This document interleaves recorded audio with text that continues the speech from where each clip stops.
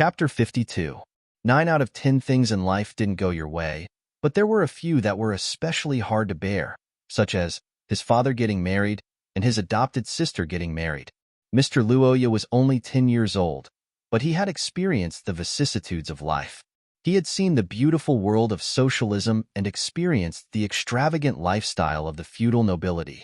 On the outside, he looked like a cute little boy, but on the inside, he had the mentality of a 40-year-old father. So when AI Lizzie said that she was starting to cultivate as a bride, Luoya was dumbfounded. He had even forgotten that AI Lizzie still needed to get married. The world Luoya lived in wasn't like the modern world. Due to diseases, wars, and other factors, the human world's population hadn't reached saturation, or rather, it was in a state where there was a huge shortfall. Under such circumstances, countries naturally encouraged more children, and the theocracy, as the ideological tower of the human world, had even written the idea of having more children in their teachings. So the people of this world married at a very young age. It was a bit like the Middle Ages in Luoya's previous life. Commoners became mothers at 14 or 15, and it was normal for commoners to become mothers at 17 or 18. Nobles could get married a little later, but most of them were already married and had children at the age of 17 or 18. As for those who were over 20, they were considered old maidens. In Luoya's previous life, they were considered old leftovers. Of course, this was the standard for commoners. It was a different standard for extraordinaries. Since extraordinaries' bodies were greatly altered by magic, their lifespan would be increased or decreased by varying degrees, so they couldn't be lumped together. But even so, many people were already grandfathers by the age of 50. In this strange world, having a prosperous family wasn't a burden at all. It was actually a good thing. Every additional member was an additional contribution. At the very least, the fertility rate would increase. According to probability, there was a higher chance of producing an SSR. This was especially true for aristocratic families with few members. If they had a stallion head, they would have to pray for Shiya's blessing. The reason was simple. The more ancient a noble family was, the lower their fertility rate.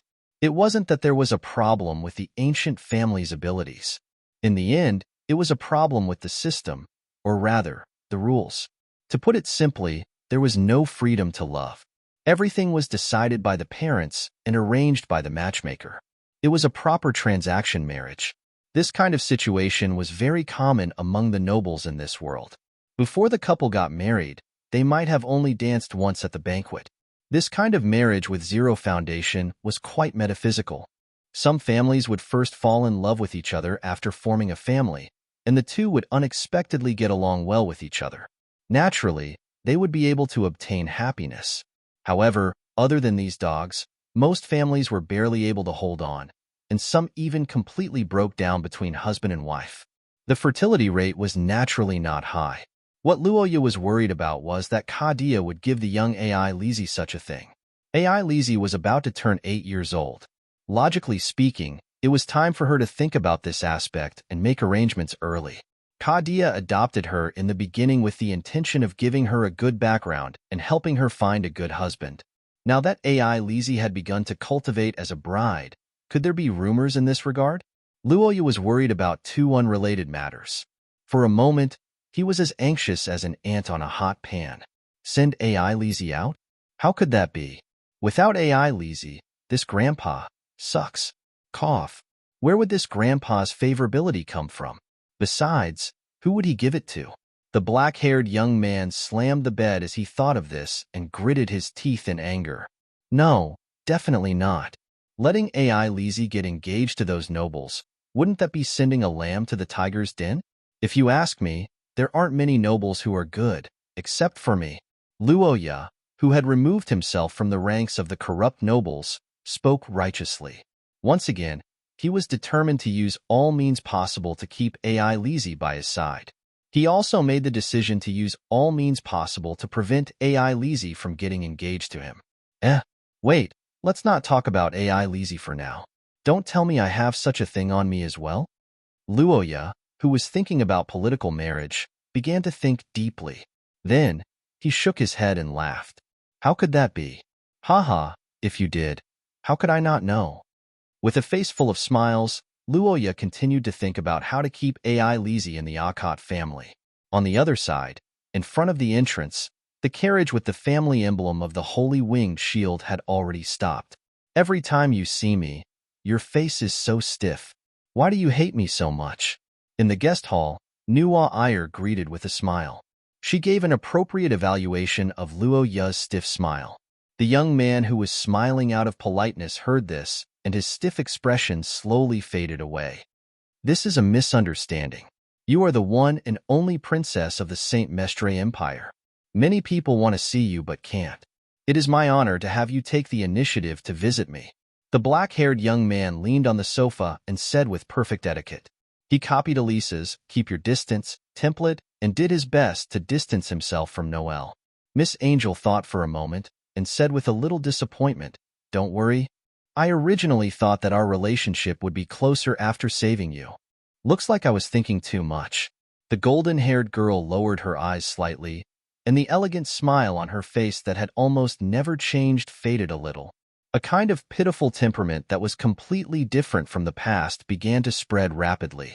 Her lowered eyebrows revealed a little bit of frustration and helplessness, as if all the words and actions that hurt her were a sin. "I'm convinced. Can you not be like this?" Luoya looked at Nuwa Iyer with a headache. Now that he thought about it, Miss Angel did save him. If she didn't stop the Brown Gang for 2 minutes, Luoya might have broken a few bones. In the current situation, to put it in a more elegant way, Luoya was a person with a mature mind. Naturally, he couldn't continue to be ungrateful. "Nuwa Iyer, thank you for your help." Favorability plus 100. The young man blushed as he expressed his gratitude with difficulty. Nuwa Iyer returned to normal after hearing his words. She walked to a chair and sat down with proper etiquette. After thinking for a while, she said, "Although I saved you that time, I should be the one thanking you." As people of the same age, the younger generation of the theocracy should be under my command in name. However, because I wasn't in the Holy Capital for a long time and spent too much time training with the knights, my influence was reduced. This allowed Eric to take advantage of the situation and create the young gang, which eventually led to this situation. Nuwa Iyer didn't hide her dereliction of duty at all. Her magnanimous attitude made Luoya feel ashamed. As the saying goes, if a gentleman treats a gentleman with sincerity, a gentleman can only repay with his own body.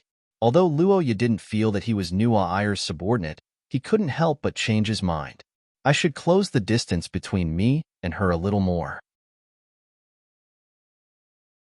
Chapter 53. Luoya felt that as a man, it was inappropriate for a girl like Nuwa Iyer to shoulder all the responsibility. What Nuwa Iyer said before was what he should have done. Originally, Nuwa Iyer, Brown, and Luoya were divided into 3 families. However, due to various reasons, the 2 families neglected each other. In addition, the Eric family had ulterior motives, which led to this young men's party. After thinking about this problem, he couldn't help but start to comfort Nuwa Iyer. "Actually, I am also responsible for this matter. If I didn't get sick last year, things wouldn't have turned out like this. This isn't your negligence alone, so you don't have to blame yourself." Luoya's words didn't get the response he expected. The boy waited for 2 seconds and looked at the girl with a puzzled expression. What's wrong? Why aren't you talking?" "No, nothing. I'm just a little surprised that you would comfort me. I'm just telling the truth." Nuwa Iyer's blue eyes looked deeply at the boy and started to feel puzzled. Luoya's behavior always had a strange contradiction. Through various signs, he didn't hate Nuwa Iyer and even thought highly of her. However, there was always a strange sense of alienation. Why did he feel this way? What was the reason? Favorability plus 100. Incho right. Where's AI Lizzie? I thought she would be here to accompany you. Did she go to rest? Noelle looked around and casually asked this sentence. She didn't expect Roja to be silent. After a long time, the youth squeezed toothpaste and said, "AI Lizzie went to the housekeeping class. I didn't ask for the details." Ha, ha ha ha ha. Thinking about the so-called bride training, Luoya let out a forced laugh. Nuwa Iyer was slightly puzzled. From an outsider's point of view, AI Lizzie was super fond of Luoya. Why would she throw him aside for some housekeeping class? Wait, When I passed by the courtyard, there was a weak and repeated curse reaction in the room at the southwest corner. So that's why. Is that girl practicing? The blonde girl pondered and suddenly understood. She looked at the lonely Luoya and shook her head. Forget it. It's better for the person involved to say it himself. It's not tactful to overstep my boundaries, and it's not good for me. Nuwa Iyer looked at Luoya like a hawk staring at its prey. In the next moment, his body trembled and quickly returned to his normal state. No, it's too early to indulge in desire.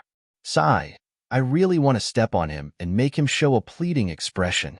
Is this the feeling of sinners before they commit atrocities? Nuwa Iyer stared at Luoya, who noticed her gaze and became more and more vigilant. She felt that Luoya was really sent to seduce her to commit a crime. It could also be Shiya's test for her. In short, every time she saw Luoya, her desire to bully him would erupt. You, to me, are really a dangerous thing. What? Luoya panicked when he realized that Nuwa Iyer was staring at him with a red face and her gaze was becoming more and more strange. He was still recuperating and Nuwa Iyer was an entire source level higher than him. If this sadist suddenly acted up, he would be at her mercy. Miss Nuwa Iyer, control yourself. Haven't you always been like this? You can do it now. I believe in you. It's obviously because of you that I became like this. How dare you say that? How the hell did I seduce you? Tell me, I'll change. Luoya, who was inexplicably called a slut, was so angry that his face turned red. Miss Angel's eyes became more and more watery. She got up and leaned over. She reached out her hand and gently stroked the boy's chest. An ambiguous expression appeared on her face. What about the thing I said before? Have you considered it? What thing? The itchy feeling on his chest made Luoya's body a little stiff. He braced himself and asked. Nuwa Iyer smiled. Of course it's to follow me. How about being my subordinate in the future? Be with me every day. Chapter 54. What's wrong with falling into oblivion? Who knows, you might even find happiness. Nuwa Iyer tried to persuade the young man. Luoya shook his head. That might be the case, but there are many kinds of happiness. I want happiness that I can grasp with my own hands. Although it's easy to obtain happiness from charity, it's also easy to lose. You know that I'm not that kind of person. Sometimes, the situation makes it hard for one to act independently. What you said makes sense. Looks like my persuasion failed again. You've really hurt my confidence. Nuwa Iyer straightened up and sighed. She looked like a child who was upset because she didn't get a new toy, but then she smiled. However, although you rejected me, the reason is not bad for a man. Thank you. Speaking of which, did you come all the way here just to tell me this? No, actually, I'm here to give you something. Consider it a personal gift from the royal family to you. There's a reward for fighting at your birthday party? Are you angels? Wait, it seems like it's true, Luoya complained in his heart. Nuwa Iyer turned around and took out a gift box. Do you want to open it? Or do you want to open it yourself? It's okay. You can open it. Luoya looked curiously at the long wooden box in Nuwa Iyer's hand. The box was completely black. It should be made of a very strong black ironwood. This kind of material was usually not used as a gift box because it was too heavy. Black ironwood was as hard as steel, but it was heavier. Nuwa Iyer might be able to hold it easily, but if it was a normal person, they would have to lift it with both hands. What is it? Luoya looked at the angel with anticipation. She smiled and gently pulled out a ribbon to open the heavy wooden box. The moment the box was opened, Luoya seemed to see a sword flash shooting out. It made his eyes hurt. The black-haired young man couldn't sit still any longer. He got up and went closer to take a closer look. The black ironwood box looked inconspicuous on the outside, but the inside was unexpectedly gorgeous. The inside of the box actually depicted a painting. In the center of the box, there was a holy and solemn angel standing with his eyes closed, surrounded by a group of armed people. The outermost circle was darkness. It should be a narrative painting, but Luoya couldn't remember the specific story. But that wasn't important. What was important was the cold light wrapped in the white silk in the box. This is a short sword? Wait, could this be? That's right, the Saint's dagger. 12 wings. The smiling Nuo calmly said the name of the black dagger, which stunned Luoya again. She unconsciously sat up straight. The Saint's dagger, 12 wings. This weapon was really too famous. Luoya couldn't be blamed for being ignorant.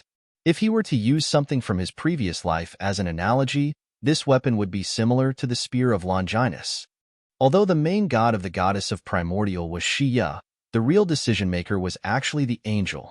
It was said that in the Lost Era, when humans didn't have the ability to record, they could only rely on word of mouth to tell the later generations about the important events they had experienced.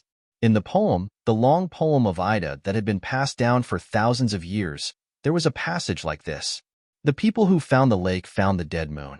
Darkness and decay chased after them. So they were restless, confused, and crazy. They fought and devoured each other until light and flame came from the sky and hit the feet of the praying people.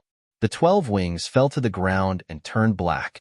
The saints held it high and shouted, and the blood claws on all sides retreated. Well, it smelled like a dark fairy tale. It might seem strange in the eyes of modern people, but this was actually the oldest way humans recorded information. There were many different opinions about what the poem was about, but many people believed that the 12 wings were some kind of weapon. After the advancement of human civilization, many people began to explore according to the poem, hoping to find clues from these vague records. The most famous of them was the ancient Austin Empire. Thousands of years ago, the vast ancient Austin Empire was said to have obtained these 12 feather-like weapons. Later, they were given to the nobles.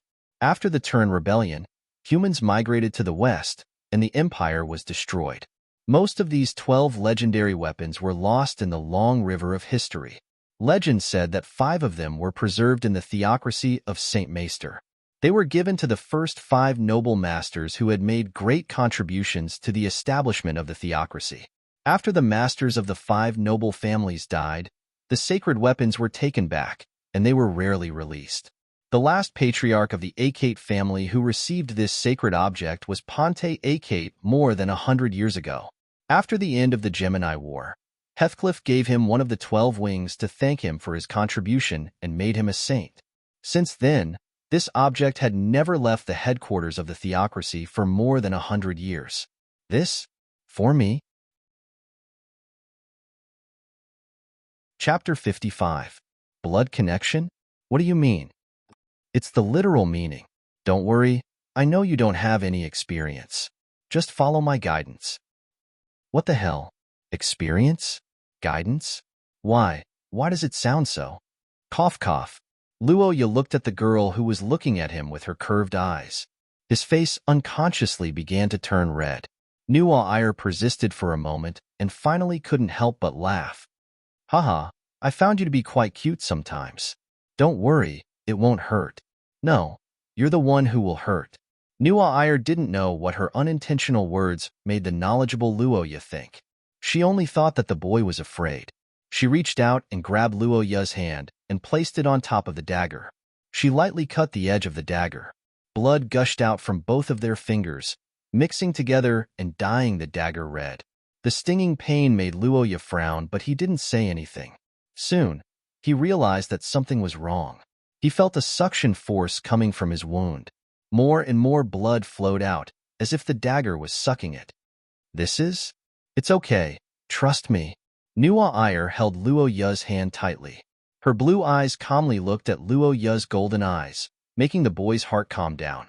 Seeing this, Miss Angel smiled. She closed her eyes and chanted something. At the same time, Luoya felt a strange curse. The strange curse power was born from the blood of the two of them. As the blood seeped into the blade, the winged dagger was like dry soil absorbing water, gradually fading away from the darkness and blooming with light. But at this moment, something unexpected happened. Ugh! Luoya, who was curiously observing the dagger, suddenly felt a pain in his eyes. Some vague images appeared in front of his eyes. They were many fragments, like old photo albums flashing in front of him. He wanted to take a closer look, but found that he couldn't see clearly. A burning sensation rushed to his brain, making him shake. Luoya? What happened to you? Huh? Nuwa Ayer's voice sounded beside him. Luoya, who seemed to be immersed in another world, suddenly woke up.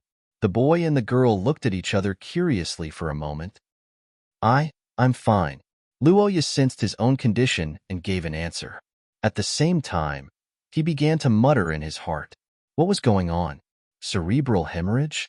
It couldn't be, and why would there be an illusion? Could it be that he had been exercising too intensely recently and was tired? The young man tried to explain his condition from a scientific point of view, but he shook his head in confusion. He couldn't figure out what was wrong with him, and the Nuwa Ayer continued with the ritual. Nearly 5 minutes later, Nuwa Ayer finished his prayer. The two of them separated their hands, and the winged dagger under them was completely different from when they first received it. The blade of the dagger shone with a cold light. Give it a try. He's yours now. What did we just do? It's something like an opening ceremony.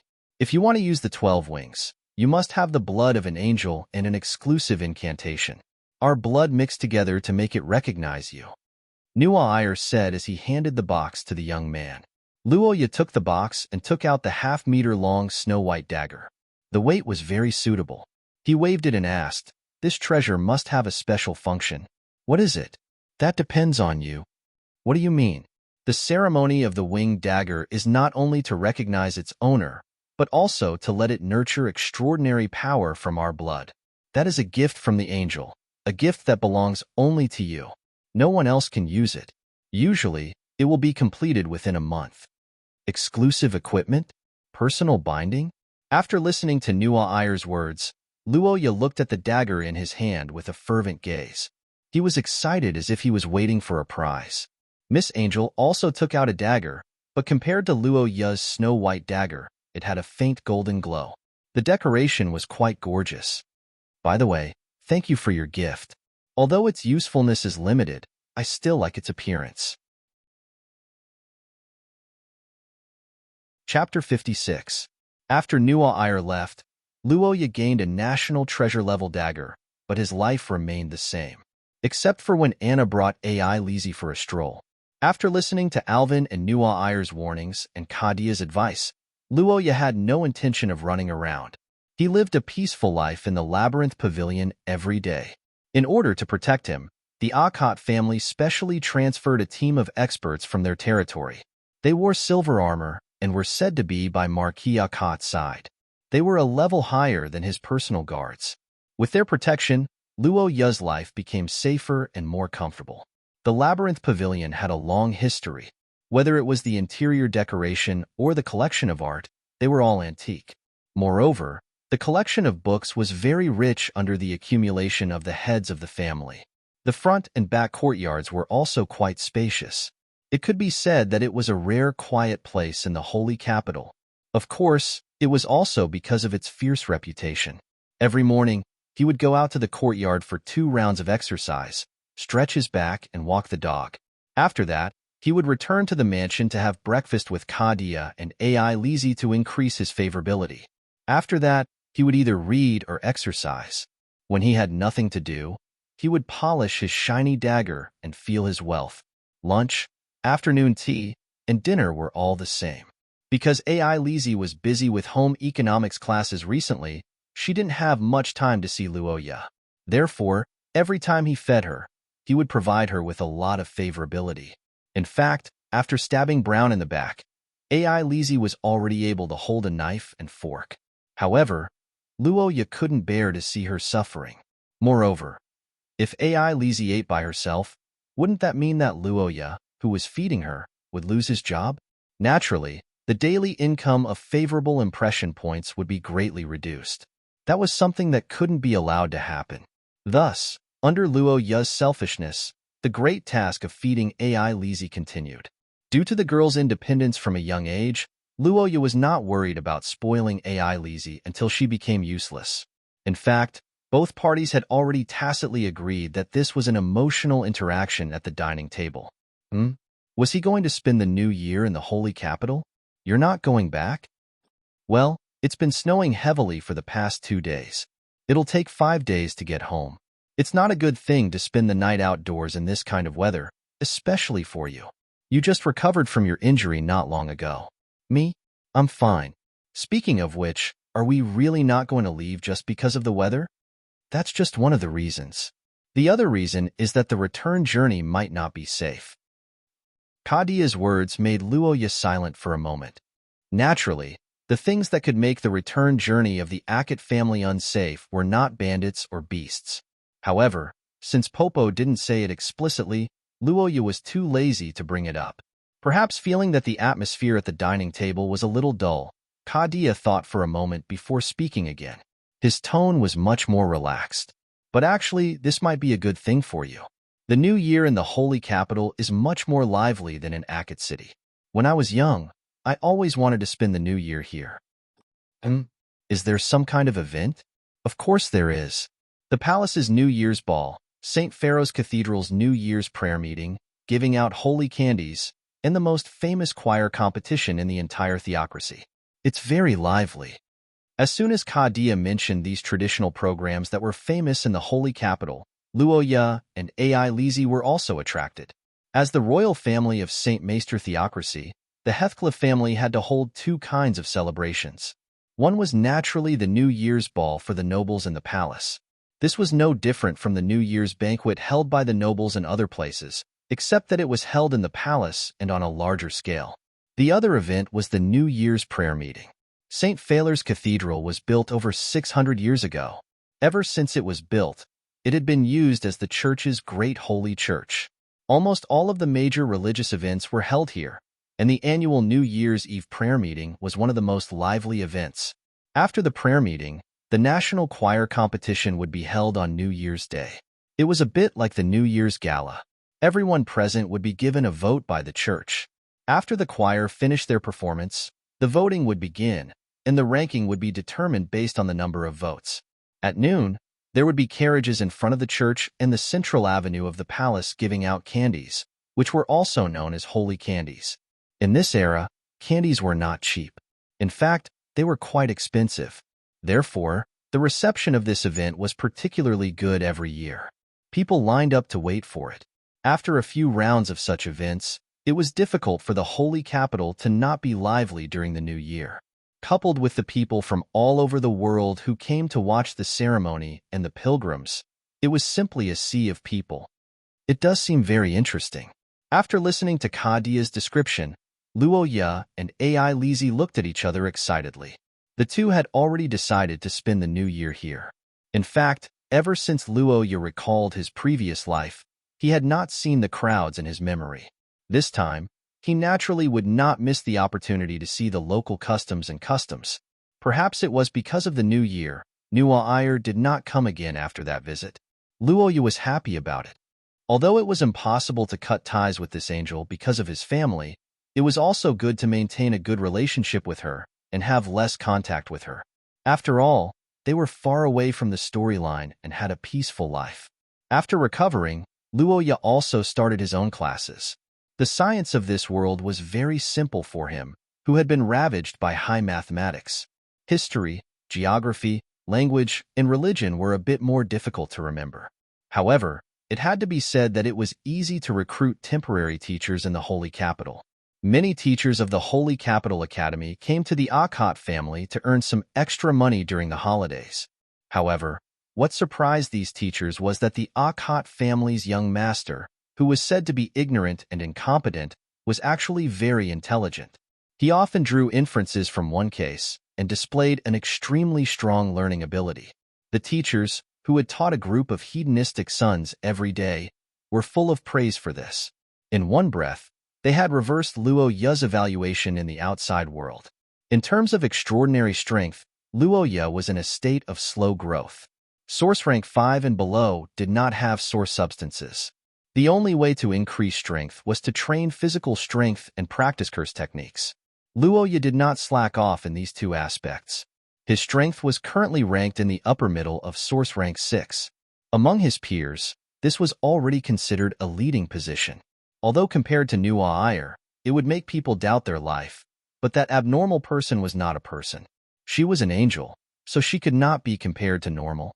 The days passed as Luoya enriched himself. Until the end of the year, Kadia informed Luoya of a piece of news. The great sage wants to see you. Chapter 57. On New Year's Eve, Luo Ye and Akat sat in a carriage alone, heading towards the magnificent St. Pharaoh's Cathedral. The carriage was very comfortable and spacious, but it didn't belong to the Akat family. It was a royal carriage with the emblem of the shield of radiant wings. Today, as a member of the royal family, the Heathcliff family was very busy. They were fighting on two fronts.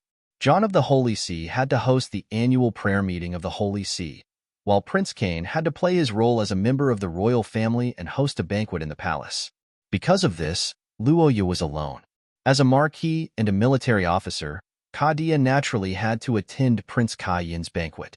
Although AI Lizzie could go anywhere, for safety reasons, Luo Ye insisted that Kadia take care of her all the time. After the previous incident, the marquis also agreed. So AI Lizzie, who was originally happy because of the excitement, immediately turned red. She grabbed Luo Ye's hand for a long time before letting go. Before leaving, she didn't forget to remind Luo Ye, "Brother, I heard that Her Royal Highness is the leader of the choir today. So when we meet, it's better to let Her Royal Highness conserve her energy and not talk too much." It's like that. Luo Ye was surprised to hear that Nuo Iyer was the leader of the choir for the first time. He finally understood why he hadn't heard from her for more than 2 weeks. She was probably training hard. Speaking of which, with Nuo Iyer's beauty and her position as the leader of the choir, was she trying to cultivate a new generation of idols? Her popularity would definitely be through the roof. But it should be fine if we just talk, right? No. I mean, after that, we can go see Her Royal Highness together, and we can talk then. Well, that's true. AI Lizzie looked at Luo Ye with a smile, but her eyes seemed to inadvertently glance at the dagger at the youth's waist. The girl's expression remained unchanged, but her hands uncontrollably clenched. The president of the Luo Ye X AI Lizzie fan club, Anna, had used various means to reveal to the girl that Nuo Iyer and Luo Ye had exchanged daggers. At that time, the AI Lizzie had suffered a heavy blow, but when she went to see Luo Ye with tears in her eyes, she realized that the young man didn't take it seriously at all. After asking for more details, AI Lizzie realized that it was a misunderstanding, but at the same time, she became vigilant. Nuo Iyer, this was an opponent that the introverted AI Lizzie didn't dare to make an enemy out of. Compared to her, anyone of the same age would feel like an ugly duckling. But feeling the burning feelings in her heart, AI Lizzie couldn't let go no matter what. My advantage is that I'm by old Sama's side. Although Miss Nuo Iyer is strong, she can't accompany him. Father has also acknowledged me, and in the future, as long as old Sama. Okay, then I'll go first. See you tomorrow, AI Lizzie. A warm hand touched the silver-haired girl's head, causing AI Lizzie's body to stiffen and her mind to go blank. She raised her head to look at the smiling Luo Ye, and a layer of red immediately appeared on her white and tender face. See you, old Sama. The overheated girl who couldn't think straight could only stutter out her farewell, and then watched as the youth boarded the car and left. Since then, Luo Ye's lonely car ride had lasted for nearly an hour. It had to be said that Heathcliff was very considerate. In order to ensure Luo Ye's safety, he sent a small team of knights to accompany him. But because of this, the speed of the team was greatly reduced. Coupled with the traffic congestion caused by the New Year's crowd, it took an hour for the team to reach the Central Road. At the end of the Central Road was the towering St. Pharaoh's Cathedral. There are so many people here. Where did they all come from? Luo Ye leaned close to the window and looked out. At a glance, he saw the highest number of people in the last 10 years of his memory. A sea of brains? Rubbing shoulders isn't enough to describe this density, is it? It's almost stacked together. Are you Hindustanis? Luo Ye suddenly remembered a certain ethnic motorcycle show in his previous life. He could only say that he had underestimated the influence of the Church of the Primordial Goddess. After discovering the church's carriage, Luo Ye went from being an observer to being observed. Look, that family emblem.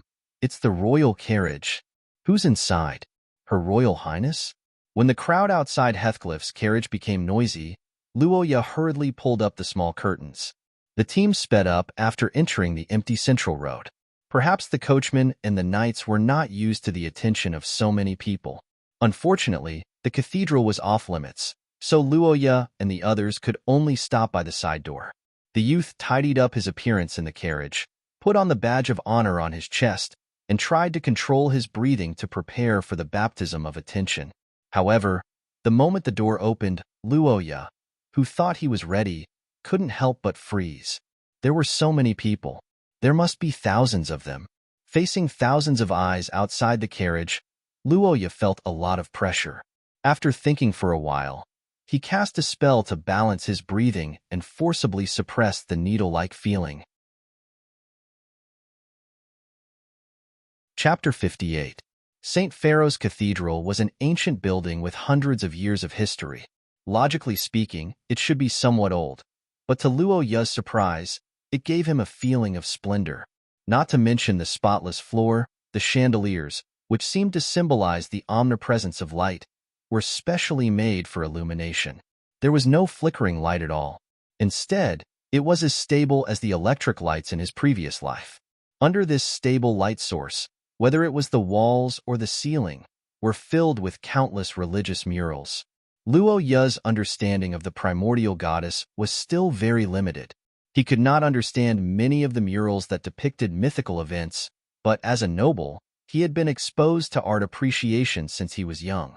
In the young man's opinion, these murals were not only beautiful, but many of them were also painted by famous artists.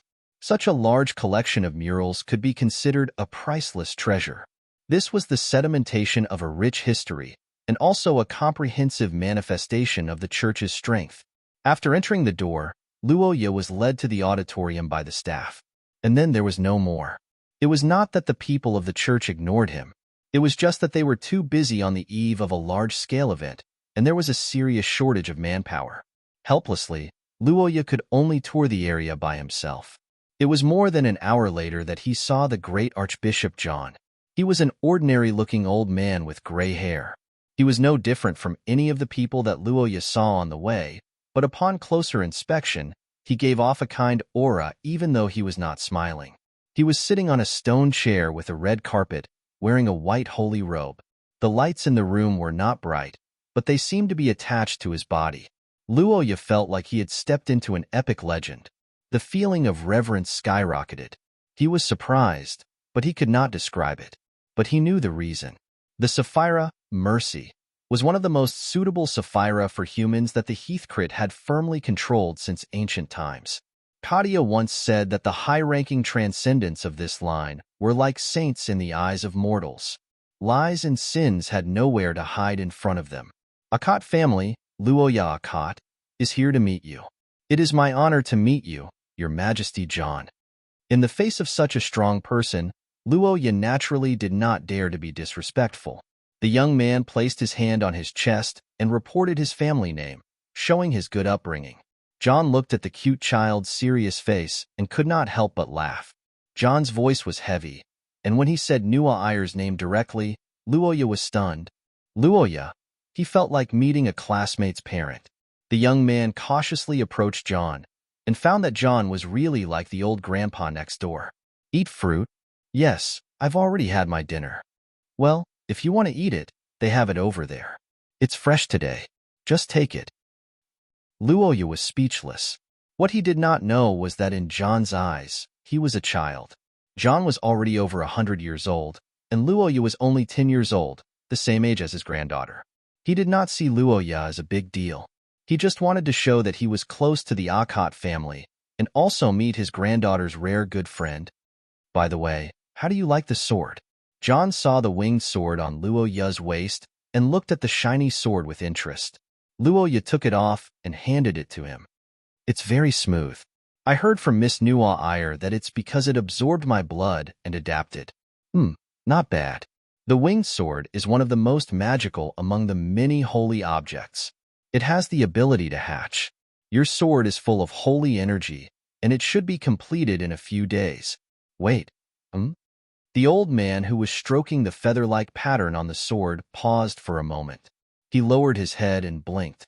At this moment, he could feel the vitality of the two parties contracted with the sword. It was the vitality of Nuwa Iyer and Luoya. It was also a necessary element for the ability to hatch. But unlike other short swords, this vitality was much stronger.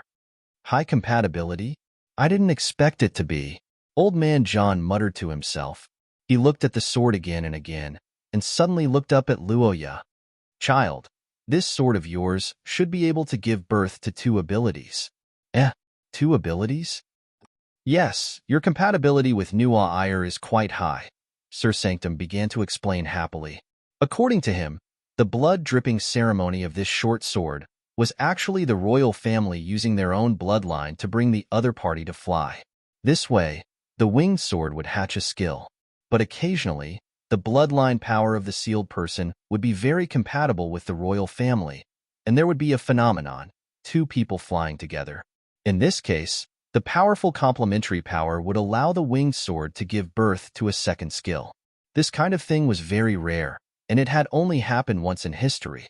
A good friend with such a compatible power. Shia bless you. Maybe you two are destined to stand together. Favorability plus 200. John, who found a little surprise, was very happy. He felt that this was Shia's guidance.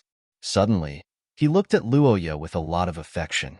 Luoya, who was hit by this news, was stunned. Compatible with her? No, I'm not a masochist. Damn, I can't let her know about this. Chapter 59. That night, Luoya had a hard time. The New Year prayer meeting was a holy day for Shia's believers. The event started before dawn, and the chanting of the holy words and prayers lasted for about 2 hours. There were 3 consecutive sessions, and it would only end when the sun rose. As a guest of the Holy See, Luoya naturally received special treatment. He was arranged to sit in the VIP area, where he could pray together with the other guests from various countries. However, the VIP area did not have any snacks or sofas. In fact, the so-called VIP area was only the area closest to Old Master John, who was chanting the holy words. Yes, it was the area closest to the Holy See in the San Carlos Square. Each brick could fit a person, so it was much more spacious than the crowd. What Luoya had to do was to stand with these devout believers and pray on these bricks until dawn. What kind of torture was this?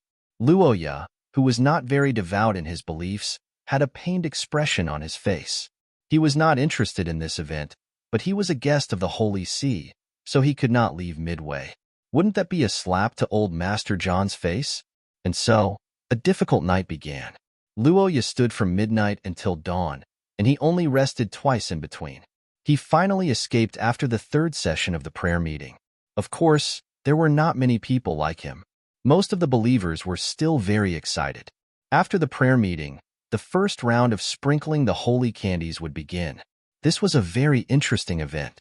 People generally believe that the first round of sprinkling the holy candies would contain the most blessings. It was somewhat similar to how the first incense in Zhang Heng's previous life was the most effective. Therefore, the crowd on both sides of the road increased instead of decreasing. However, this good luck was not worth mentioning to Luoya. After all, he had just received the Holy See's blessing last night.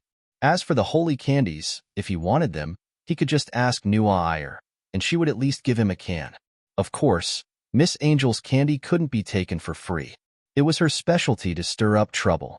Thinking of this, Luoya shuddered. She didn't want to eat the candy. Under the escort of the knights, Luoya looked out of the window at the happy pedestrians all the way back home. After getting off the carriage, he didn't forget to give the head knight 10 gold coins. It's the new year. We can't work for nothing. Thank you for your protection. Haha, Lady Luoya, thank you for your generosity. May Shia bless you. The knights who got some extra money smiled and waved goodbye to Luoya. The young man walked into the labyrinth under the escort of his servants, only to find that no one had come back. Kadia, Ai Lizzie, and Anna were all absent. Where are they? Master sent news that this year, Prince Cain has organized a New Year's winter hunt for everyone. Master, Miss Ai Lizzie, and the others will also participate. They will probably return the night after tomorrow. The day after tomorrow? Does this mean that Master wants to celebrate the New Year by himself? Are you kidding me? TSK, if I had known, I wouldn't have come back. It's too lonely.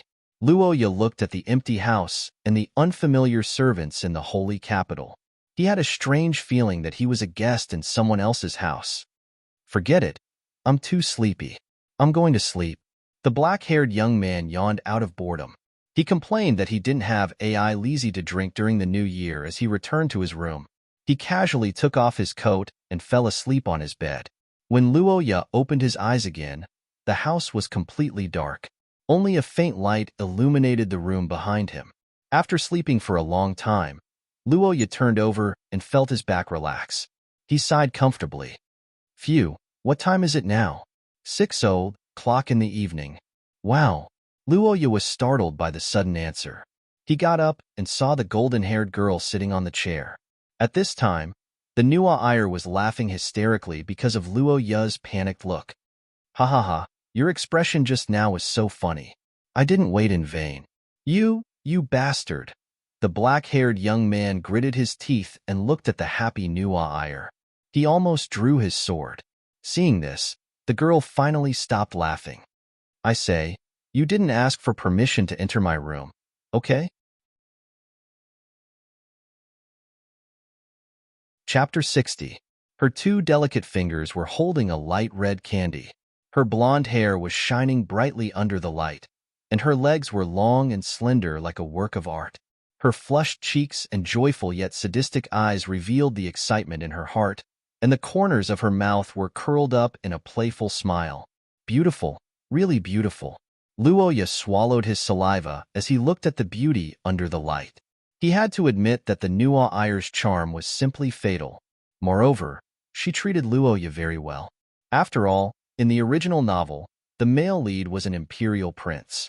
The Nua Iyer allowed him to lick her shoes, not even her feet.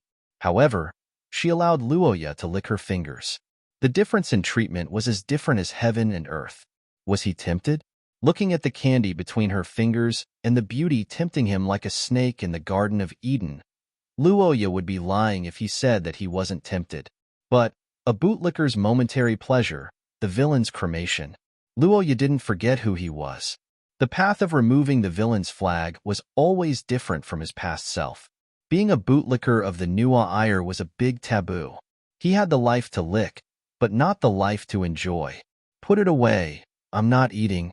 Luoya turned his head and said coldly. The Nua Iyer blinked and frowned in confusion. Why? You're obviously tempted, aren't you?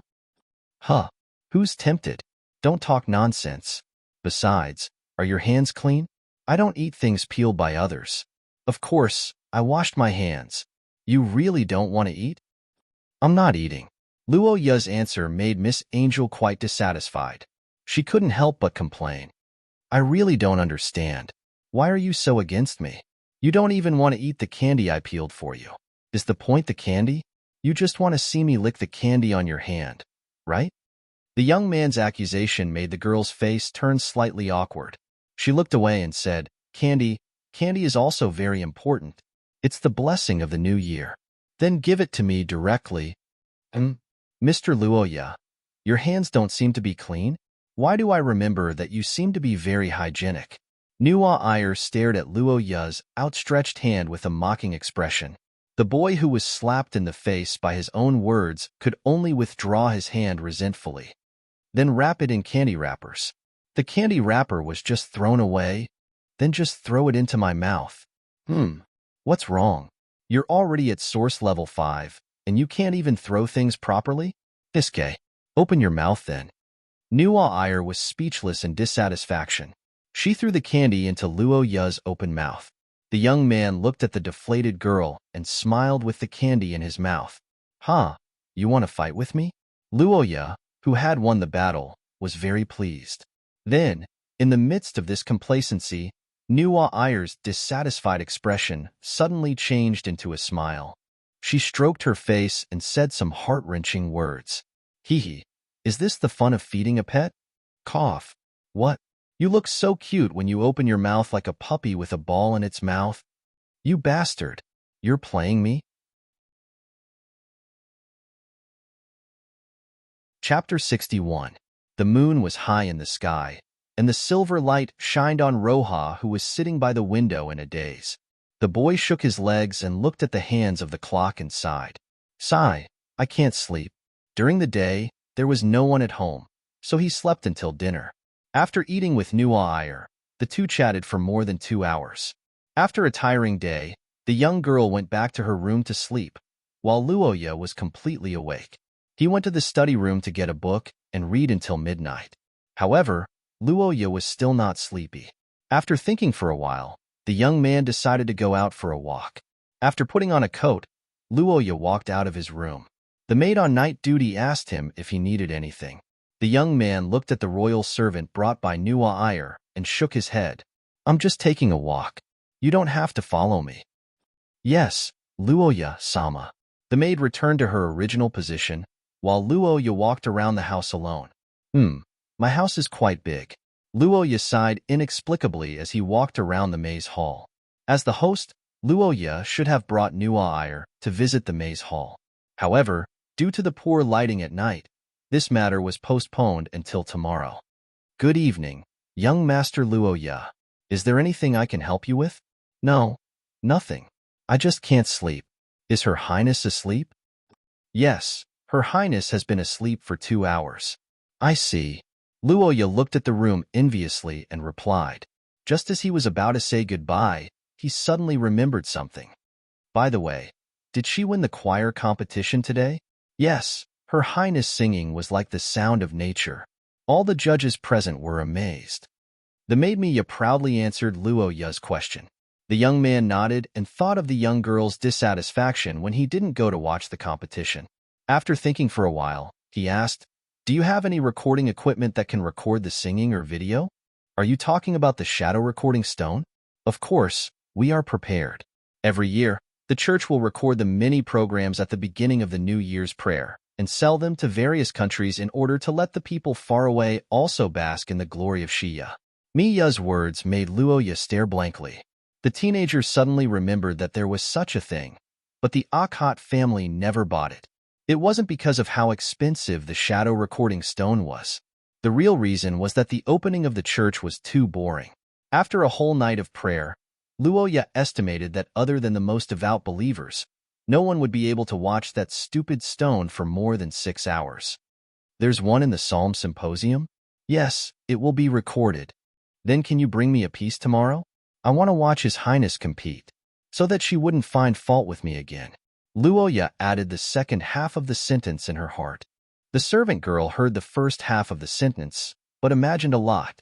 She widened her eyes in surprise, and then her head turned green. She showed an ambiguous and touched smile. Favorability plus 200 What was going on? Why are you green? Does your family sell this? Luoya looked at the servant girl whose favorability suddenly increased. He was speechless. Thinking about it carefully, he seemed to have always had the talent to make the servant girl green. His family was the same, and he often made the house green. I didn't expect young Master Luoya to be so considerate.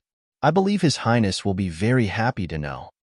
No, Please rest assured, I will prepare the shadow recording stone tomorrow. I will give it to you by the day after tomorrow at the latest. Miya said excitedly, full of enthusiasm. The servant girl who had taken care of Nuwa for many years naturally knew that Her Highness was lonely. Therefore, she supported this teenager who broke her loneliness. Chapter 62. What did it feel like to have a perverted ancestor? Luoya felt that he was now qualified to answer this question. He was panicking, very panicking, and feeling very embarrassed. All along, Luoya had always treated Nuwa with a don't come near me attitude. But today, he wanted her to stay by his side and not leave his sight. There was too much information in Ponte's diary that Luoya couldn't take it all. Based on the little information that he saw, Luoya could see a lot of attributes. Teacher and student, airport enthusiast, and maybe even a lolicon. TSK, this guy didn't get killed by Weidualia. I should really thank Prince Vader for his rebellion. Otherwise, What did you say? Nothing. How does the tea taste? Not bad. This teacup is also very good. The ancestors' taste is excellent. Luoya looked at Nuwa who was focused on something else, and heaved a sigh of relief. The royal family rarely came to the labyrinth. If he could hold on for the day and send Nua Iyer away tomorrow night, everything would be fine. The reputation of the clan would depend on today and tomorrow. The young man encouraged himself and set a goal of stalling for time. Nua Iyer finished studying a tea set and looked at the door of the tea house with interest. What's that hole on the door? Isn't that a door mirror? So why is there a door mirror here? Isn't that something for external use? Usually, it's only at the entrance. I've observed it before and found that almost every room has it on the door. Is there any special meaning? No, there's no special meaning. Just as you said, it's only at the entrance. But Luoya revealed a rare smile in front of the young girl and pointed to the door of the tea house. Every door in the labyrinth pavilion is an entrance. What? Nua Iyer opened her big blue eyes and blinked cutely. Seeing this, Luoya explained to her in detail. The labyrinth pavilion. This building was chosen by Ponte Akat and Weidualia as their hiding place not only because of its familiarity, but also because of its structure and its compatibility with the labyrinth's secret treasure. The labyrinth back then was actually divided into 2 layers. The outer layer extended to several streets outside, and the thick fog divided the streets into dozens of blocks. Every time you crossed the boundary in the fog, you would immediately enter other areas. Apart from a certain period of time, you would almost never reach your destination. That's why it was called the Great Labyrinth. The inner layer is the interior of this building. Every door here can function as an entrance. I heard that back in the day, they were all heavy and ugly metal doors with inscriptions. Now, they have been replaced with ordinary metal wooden doors. But even so, the unique feature of the door mirror still remains. Luoya smilingly explained the structure of the labyrinth to the Nua Iyer, which really broadened the girl's knowledge. Is that labyrinth still usable? It's no longer possible to make a large one, but it's still possible to make a small one. Luoya pondered and recalled the ancestral heirloom that Kadia once brought him to familiarize himself with. It was a piece of rainbow-colored fragment, which was much more reliable than the diary left behind by the ancestral heirloom. On the other side of the tea table, Nua Iyer looked at the young man who was thinking about the treasure and happily picked up the teacup. Favorability plus 200. Although she didn't know the reason, Luoya's attitude towards her today was much better than usual. At least, he didn't try to avoid her like she was the plague, which made her feel quite good. Nua Iyer wasn't a masochist. If she treated her with a cold attitude, it would also make her feel unhappy. It was better to say that as a member of the royal family, she had a strong self-esteem and would automatically alienate this kind of person. In the end, a cold attitude could only attract the interest of important people. This kind of thing only happened in novels. In reality, the more likely result of playing this kind of game, the more likely it would result in the distance between them, or even be hated. Nua Iyer and Luoya's situation was more like secret sharers. They were friends who could open themselves up to each other without hiding anything. Most importantly, although Luoya had always been against her, he had never discriminated against her. Nua Iyer was very clear about this point. Moreover, Luoya had known her secret for so long, but he didn't have any intention of using her as a bargaining chip. He also didn't reveal her secret. His character was quite good, but it would be better if he was closer to her. The young girl sighed as she drank her tea. In her opinion, the difficulty of winning over Luoya was quite high. She didn't know how that silver-haired child was able to be so close to him. Nua Iyer envied AI Lizzie, but she didn't know that at this time, AI Lizzie was about to cry when she heard about the two of them celebrating the new year together. It was Kadia who tried his best to pacify her. Chapter 63. Luoya felt that Nua Iyer was a good person. To eat and sleep well, Luoya believed that this was the most basic human happiness. For people who could give or greatly increase his happiness, Luoya believed that they were all good people. Although they were occasionally a little mischievous, how could they not make mistakes? Luoya felt that these were all understandable, especially in front of delicious food. Chewing on the glitter fish sashimi and feeling the chewiness, Luoya felt that the chefs of this world had a very deep understanding of food. At least, they were no longer talking about color, fragrance, and chewiness. This was a big improvement. The taste of gourmet in the Celestial Empire was generally very good. After tasting all the spicy, fresh, and fragrant dishes in the Yangtze River, they would often look down on the mountains. Although Luo Ya's family was not particularly rich in his previous life, he had traveled with his parents to many places. He had also eaten hot pot in the mountain city and tasted fat sheep in the grassland. The pursuit of food was deeply engraved in his soul. However, although Luoya was a foodie and was very happy to visit the imperial chef, Nuo Ayer seemed a little reserved. Or it could be said that she seemed to have something on her mind. As for how to tell, it was naturally because of her appetite. Although the imperial cuisine was exquisite and delicious, the portion was not much. A child like Luo you would not feel full even if he ate the entire set. Although Nuo Ayer was a girl and should eat less, it was impossible for there to be so much left. Luoya looked at the dessert on the girl's plate and blinked in confusion. What's going on? Don't girls eat desserts in their other stomach? It was fine if she couldn't eat the previous one, but she couldn't eat this one? Lose weight? No way, there was no fatty among the angels, right? Bad appetite? That's not very likely. How could a bloodline be so delicate? The teenager thought about it and couldn't figure out what was wrong with Nuo Ayer. He carefully observed the girl's expression and found that the angel seemed a little absent-minded. Nuo Ayer, what are you thinking about? Nothing. No. You obviously have something on your mind. I didn't eat much. Luoya was speechless as he glanced at his clean plate. As a noble, he was too embarrassed to ask for more food after he finished eating. Every time he ate a small portion of the food, he would feel tormented when he saw Noel's leftover food. TSK, royal family, what a waste. In her heart, she criticized the other party's extravagant lifestyle. Even though her mouth was Luoya, she still had to do her best. After all, she had eaten so much of his food for free. She should at least have a good attitude, right? After all, one's mouth is soft when one receives gifts. However, to Luoya's surprise, Nuo Ayer didn't show her true nature as a masochist. Instead, she stuttered and didn't know how to answer. The blonde girl frowned in confusion. She couldn't find words to describe her current feelings. Or rather, it was her first time experiencing such feelings. It was a twisted feeling that came from her bloodline. It was as if someone was staring at her from somewhere. She couldn't calm down and even felt uneasy. Even Nuo Ayer didn't know what she was afraid of. Although the girl had heard from her elders that the angel's bloodline had the ability to foresee danger, Nuo Ayer had never experienced it before. She didn't know if it was the same feeling she was feeling now. Most importantly, she didn't think that she and Luoya would be in any danger. The girl raised her head and looked around. Not to mention the maids and servants standing in the distance, she had brought a whole team of royal guards with her.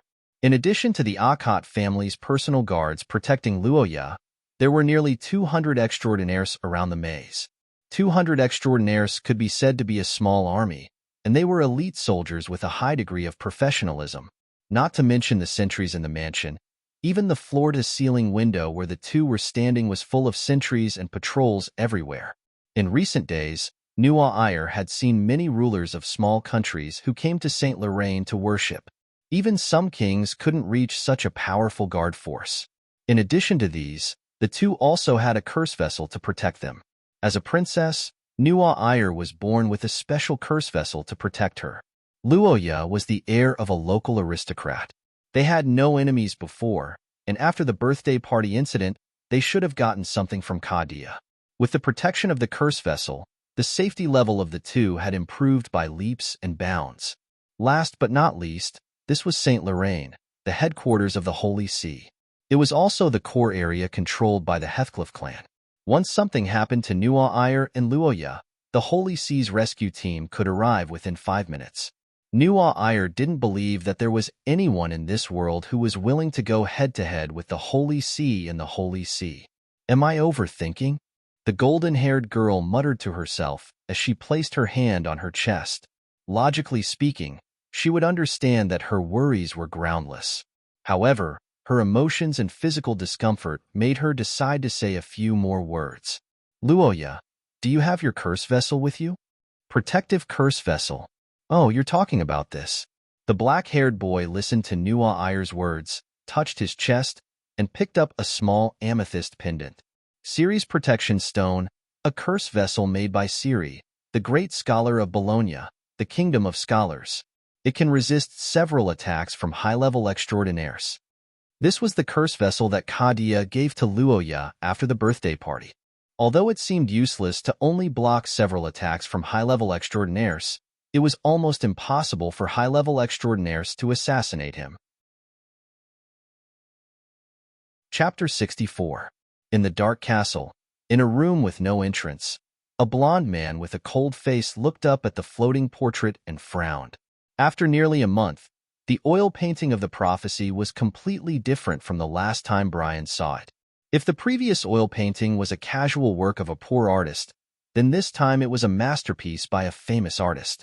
The overall quality of the oil painting had risen by more than one level. The young boy and girl in the painting were now lifelike, and the surrounding environment and buildings had become clearer. Normally, this was a good thing. The clearer the painting was, the closer it was to the fulfillment of the prophecy, and the harder it was to change it. The oil painting in front of him was almost complete, which meant that the young boy from the Ackett family and the girl from Heathcliff were about to suffer. However, Brian had a different opinion about this. After all, he had suffered a loss in the prophecy before. This painting is not their death scene. From this point of view, the ending is not certain, Brian said coldly. It was obvious that he was not optimistic about the prophecy. On the other side of the long table, the collector chuckled. That's right. But with the portrait completed to this extent, I'm afraid they won't be able to escape their misfortune. Who's behind this? The Mithril Hermit Order. Of course, there might be someone else behind this. They wanted to work with us, but I rejected them. You rejected them? I don't think so. This time, it's not only the Akkad family, but also the people from the Akkad family. Heirloom families represent variables. If it's just one, it's fine, but if there are two at the same time, the possibility of variables is too high. But in order to express our stance, I still sent a precious assistant to fill in the gaps in their plan and increase their chances of success. What about this painting? I showed it to them, but they don't think it's a sign of failure. Some of them don't believe in our prophecy, and some of them think it's an opportunity. Now, there should be people from the Akkad family hiding in the streets of the holy capital. The collector's tone was cheerful, and there was a hint of mockery in it. Brian listened to the internal conflicts and cooperation between the cults, but his expression did not change. He just stared at the painting as if something was constantly attracting his attention. The blond man's unusual reaction naturally attracted the figure's attention. The laughter stopped and collector's tone was filled with curiosity. You've been staring at this painting since the beginning. What's going on? I haven't seen many things that can interest you. Is it this young man? No, although he's part of the reason, I still feel an inexplicable sense of familiarity with this place. Brian stared at the scant scenery in the oil painting, unable to relax his brows. It should be an old district. Judging from the type of houses, it didn't seem to belong to the noble district. The decorations were more retro. If it was in other cities, it might be easier to find such a place, but in Saint Lorraine, it was everywhere. This city had maintained peace throughout its long history. There were simply too many ancient buildings from hundreds of years ago. Retro was not a characteristic, but a common phenomenon. Thinking of this, Brian's doubts were slightly dispelled. As long as he passed by the old streets of the holy capital a few more times, it would not be strange for him to have a sense of déjà vu. Shaking his head, Brian decided to withdraw his attention. He stared at the teacup in front of him for a while, then raised his head and asked, "What about the Shia Church? It's impossible to do whatever we want in Saint Lorraine. We can't avoid that person." Brian did not call him by his name, but collector understood what he meant. The Holy See was the protector of the land of the holy city of Lorraine. The entire Shia cult was rampant, perhaps infuriated by both gods and men, but only in the theocracy, in the holy city, all cult forces could leave if they could, and if they couldn't, they would do their best to suppress themselves. If they were dragons, they would coil up. If they were tigers, they would lie down. In short, they would spare no effort to eliminate their presence, even if everyone knew that he could see them. No one could escape his eyes, so everyone could only hope to stay low, so low that he was too lazy to care about them. I don't know what the Mithril Priory is thinking, but I think they want to exchange some benefits with that person. The Mithril Priory has been established for a long time. Although they have been keeping a low profile, they have an obvious advantage in terms of intelligence. The things they can offer should be very valuable, so I decided to help them this time. The man in the dark calmly explained the plan this time and told Brian the goal of the appraisal meeting. It was not important to participate, but to avoid being sold as trading materials, it could be said that it was a wise choice to protect oneself. The Mithril Priory has been away from the theocracy for too long. Let's not talk about places like Rose for now. St. Mestre is not a low-difficulty area. Shia's brilliance does exist here, but our friend doesn't seem to understand this. Brian nodded when he heard this. He somewhat understood why Collector had been taking pleasure in other people's misfortune all this time. In the theocracy of St. Mestre, this country controlled by the Church of the Primordial Goddess, the cult had always been the lowest level in all the countries. It was rare for there to be any big news in 10 years. In the eyes of the Church of the Primordial Goddess, the cult was weak and easy to bully, but in fact, it was the opposite. Chapter 65. Peter Carter was in a bad mood because of his bad luck. The burly man from the appraisal meeting did send him here, and before he came, he knew that this trip was actually a lottery. If he drew a good lot, he would only meet his target, Luoya, Akat. In this case, Peter would immediately retreat. If he drew a bad lot, he would meet Luoya and a random guard. In this case, as long as he didn't meet a tough opponent, Peter should be able to handle it with his own ability. The bad lot, which was the worst case, was meeting Luoya and Nuaire together. Heathcliff had the blood of angels. This was not a family that could be easily messed with. It was a common understanding among all the cults in Shia that they couldn't play dirty with this family. Hundreds of years ago, the secret ritual church did not believe in this evil and assassinated Heathcliff's people. As a result, the church began a 40-year-long hunt without caring about the cost. For more than 40 years, the secret ritual church traveled to all the human countries. They even hid in the secret land deep in the mountains. However, no matter where they went, the church's butcher's knife followed them like a shadow. After more than 40 years, this organization with more than 10,000 extraordinaires was wiped out. The church used practical actions to tell all the cults and other organizations that in a head-on conflict, they could fight and kill. The sacrifice of Heathcliff's people was because they were not skilled, but if anyone dared to assassinate them, no matter where they fled to, the church would kill them all. Peter's target was not Nuaire, so this was not a big deal. According to the normal procedure given by the organization, he just had to control or injure her, kill Luoya, and leave immediately. However, in reality, Peter was not willing to do this. Beating up the heir of Heathcliff, what good would that do? Maybe he would be marked by some special means. So what if he could run away for a while? When Nuaire ascended to the throne, would he be able to run away for a lifetime? Peter was not a fool. In fact, he had a good plan. He could carry out the mission given by the higher-ups, but only if the benefits and risks were reasonable. Thinking of this, the man looked at the shocked children who had yet to recover from the sudden change and came up with an idea. He decided to start a familiar survival race. Good evening, little friends. I apologize for my sudden visit. I'm a pious monk from the secret Silver Monastery. I'm here on orders to take the life of one of you. This space is my bloodline ability. It is my art studio that is independent of the world. You can try it. I believe that the amulet curse vessel in your hands should have failed. I can tell you the way to remove this space. That is, the dead will appear.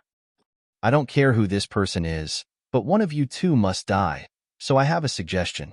How about the two of you fight it out? Peter Carter's face was full of smiles. He was like an agent encouraging players to participate in the competition, but also like a demon luring people into the abyss. He slowly told an exquisite lie. I promise you that I will only kill the one who lost. I won't touch the other one. The gentlemanly man explained the rules of this competition to the two children in detail, claiming that he had no choice but to not act, that this operation was the will of the Hermit Order's upper echelons, but because of his small act of leniency, one of them would be able to survive. Peter was very conflicted about this quota. For the sake of fairness, he felt that the two of them should decide who lived and who died. That was this competition. After saying these words, the man smiled mysteriously, as if he had done a good deed. At the same time, the distorted portraits in the dark art studio also smiled. The ear-piercing laughter that sounded like demons and ghosts echoed in the room, making the two children pale. Yes, that's right. Peter looked at the two boys and girls who were stiff and couldn't help but laugh in his heart. Human nature was selfish. This was the truth. Although a good education could erase the excessive part to a certain extent, there were also means to expand this part. What Peter used was fear.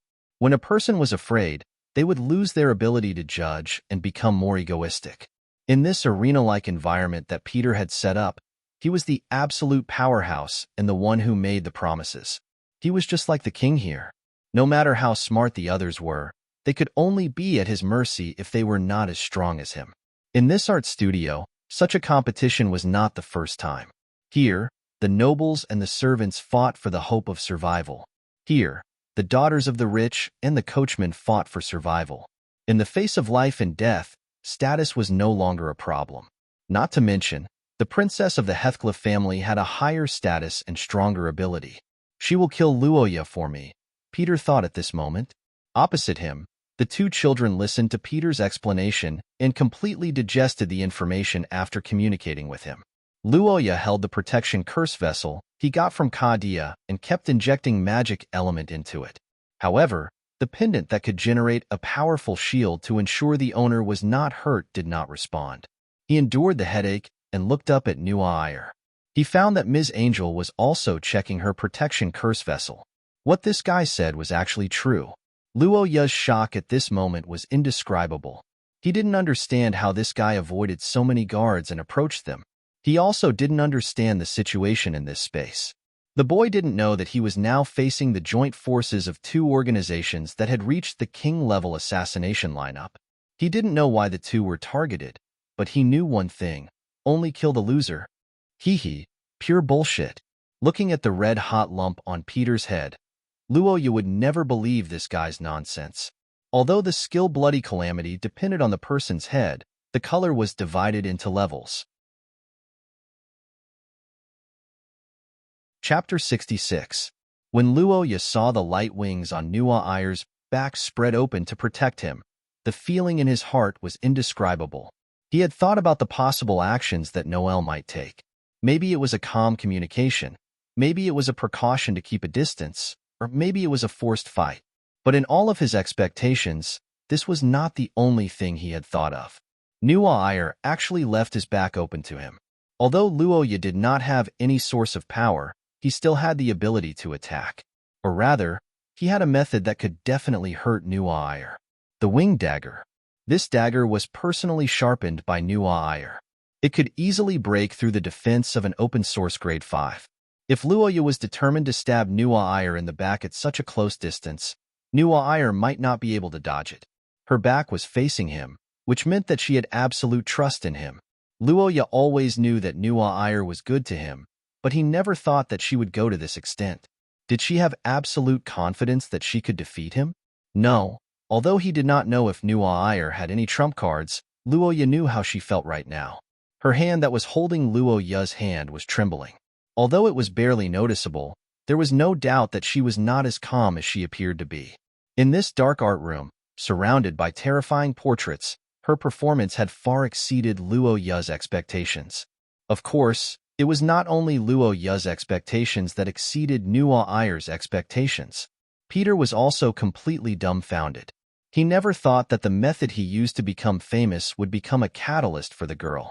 Your Highness, Princess of Heathcliff, you seem to have some misunderstanding about us. Although we are a cult and should be hanged, it doesn't mean that we will lie. Peter's eyes swept over the girl and the boy, and he decided to make things clear. I have a rough idea of the strength of the two of you. Your Highness, if you were to start a fight, I think you would be able to obtain an overwhelming victory. If you are worried that I will tell others that you killed that young man, there is no need for that. After all, we are an evil cult. If I say something like that, it will only be regarded as slander and backfire. Are you done?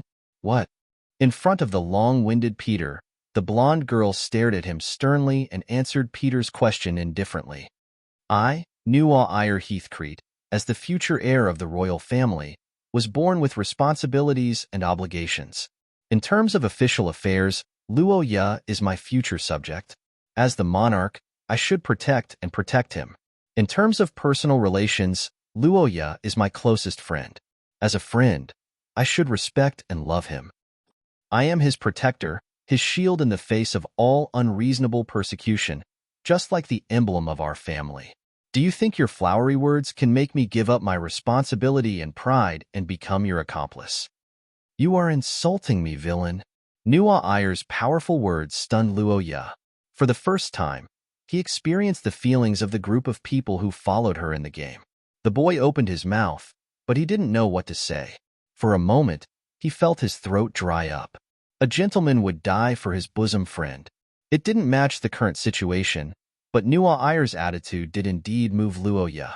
Her wings of light stretched out behind her back, and she was surrounded by light, but it was not worth mentioning compared to the light in her heart. Peter's face was full of anger, but he was tongue-tied by the girl's words. In his eyes, Nuwa Iyer's thoughts were crazy.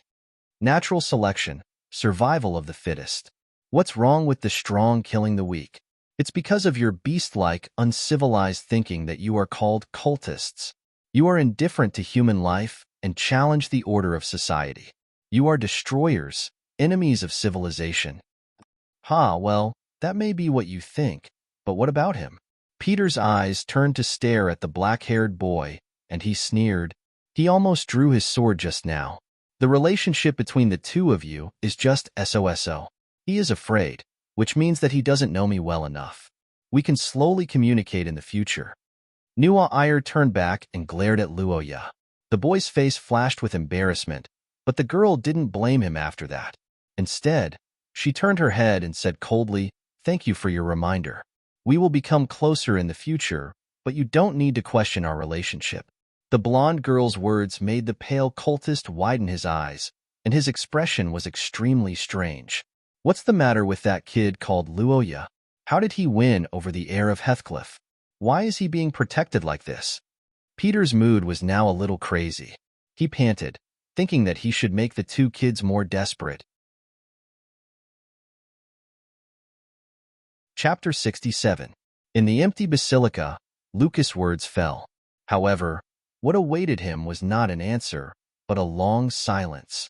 Although this man with gentlemanly etiquette did not say it out loud, John of the Holy See understood what he meant. In the end, as long as one was in the holy capital, there would be no extraordinary who could escape Hardadef's eyes and defy his will. He was actually very clear on what was happening in this city. This was also why Kadia was at ease in leaving Roha alone in the holy capital. The Mithril Hermit Order naturally knew this as well, which was why they came to negotiate with John, hoping to gain his acquiescence with enough benefits. We will not harm Heathcliff's son, please rest assured. We know the current situation of the theocracy, and we have ways to cover it up after we succeed. Luo Ya Akit will not die in the holy capital, and everything will be an accident. The Akit family will not be able to find anything that can be used against them, so there will be no estrangement between them and the royal family. If you are still worried, we can even strike the Eric family to a certain extent, which will buy at least 10 years for the royal family. We are not targeting the Akit family under your protection, but the child of the prophecy. The current patriarch Kadia Akit is in his prime, and is fully capable of passing on the bloodline again. The Akit family will not be cut off, and the balance of power among the 5 noble families will not be affected. Vice President Lucas' humble voice echoed in the hall. There was no doubt that the Mithril Hermit Order had made sufficient preparations this time. The way they dealt with this matter was very appropriate, and the impact on the theocracy would be minimized. Even the church and the royal family would benefit from it. As the saying went, seeking benefits and avoiding harm was human instinct, and this was even more true for families. Lucas was quite confident in the Hermit Order's sincerity. John was indeed a holy see, but he was also the patriarch of the Heathcliff family.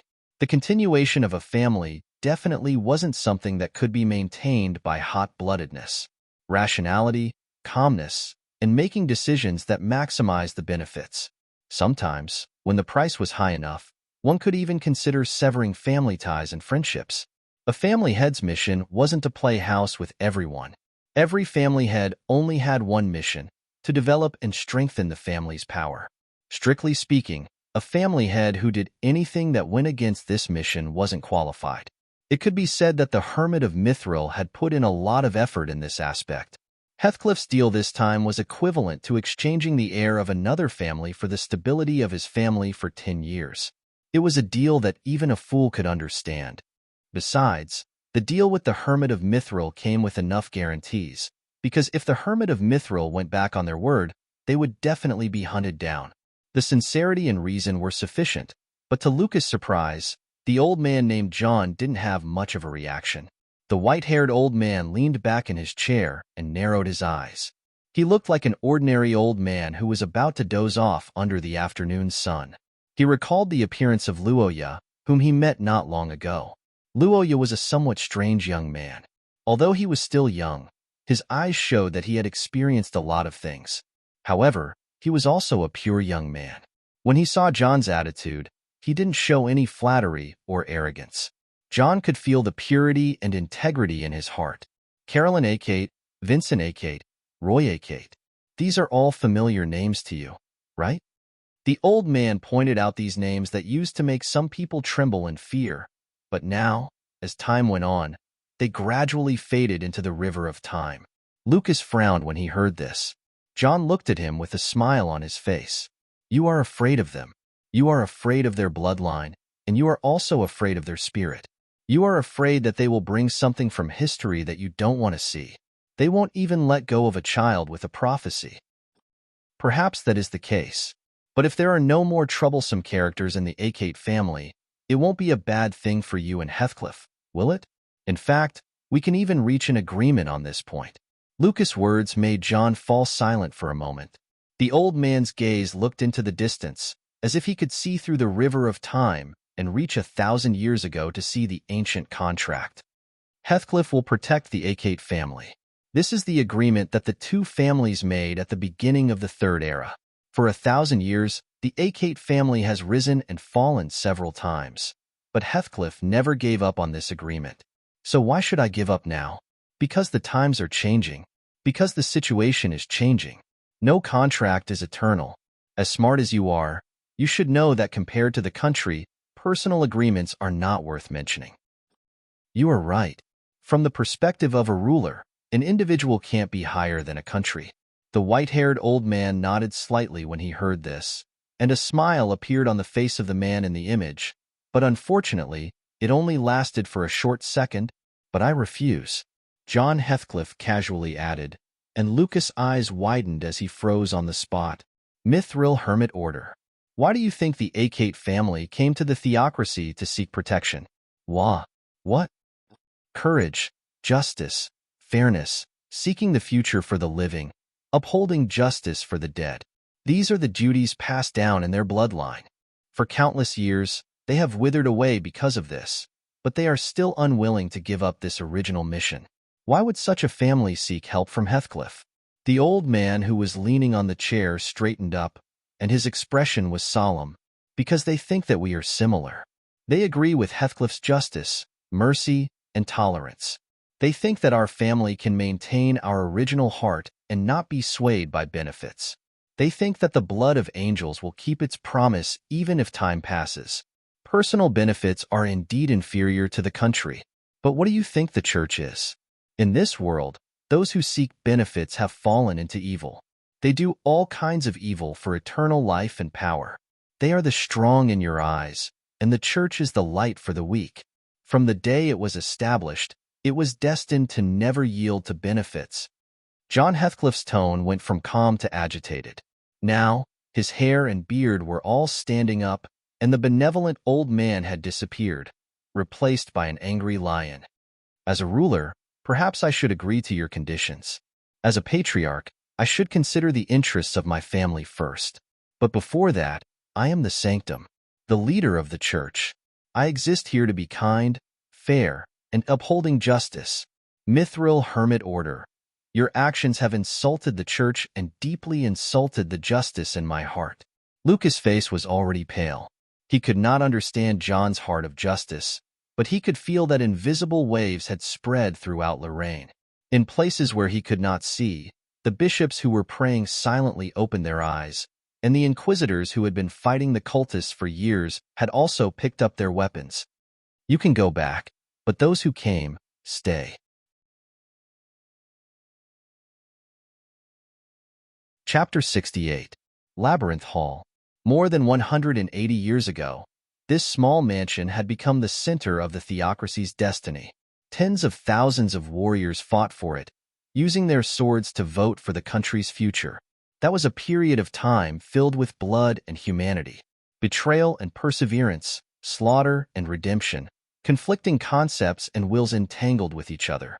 Princes and princesses faced off against each other, killing each other for the beliefs in their hearts.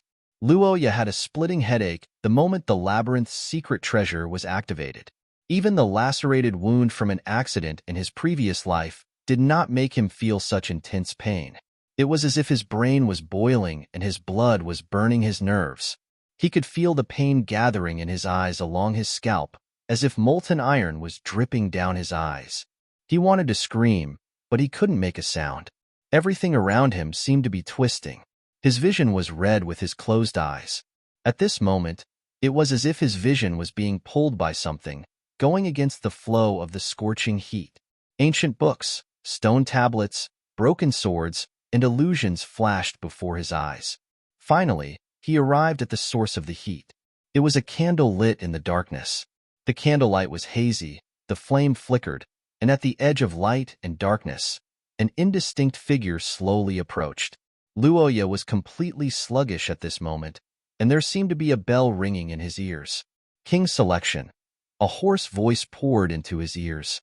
He did not know the source, and there was no trace.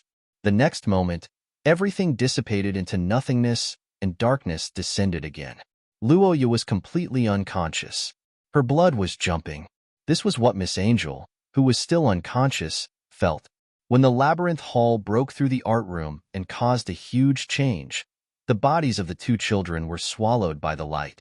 Nuwa Ayer's memory was interrupted at that moment, until the burning pain in her blood woke her up again. The blonde girl opened her eyes and found that she was in a completely unfamiliar environment, and beside her was the unconscious black-haired boy. "Luoya, what happened to you?" "Luoya, Luoya. Ugh, my head hurts. Nuwa Ayer?" "It's me. Are you okay?" "Not good." Luoya replied reluctantly after hearing the girl's question. He felt the pain from his head to his face, and the pain was especially intense in his eyes. He couldn't help but curl up and clench his fists. But after hearing his answer, Nuwa Ayer seemed to be in a difficult position. "Luoya, I know that you're not in a good state right now, but our situation doesn't seem right." The girl's voice carried a rare hint of panic, which distracted Luoya, who was in so much pain that he wanted to roll on the ground, a little. He opened his burning eyes slightly and found that what he saw was something that he couldn't understand. Why would there be sunlight? The youth who had fallen to the ground had forgotten about the pain at this moment, as he thought to himself blankly. From the start of Peter's sudden attack to the start of the maze, it took less than half an hour. Even if he fainted on the way, it wouldn't be dawn when he woke up again, right? Luoya's brain was numb. He braced himself and looked around. Then he found that the sunlight was the least of the problems. Half-destroyed houses, blood-stained and corpse-strewn streets, mountainous piles of rubble, and overturned carriages. Under the setting sun, everything seemed so dreamy, but the pungent smell of decay and the distant shouts showed the reality and cruelty of the situation. What's going on? This is Luoya. Can the Akhat family's maze create such a scene? Probably not. Then, did Grandpa do something? But the black-haired boy propped himself up and looked around with Nuwa Ayer in confusion. The unprecedented change made the two of them speechless. That Peter doesn't seem to be around here. I clearly saw him being swept in by the light. Peter?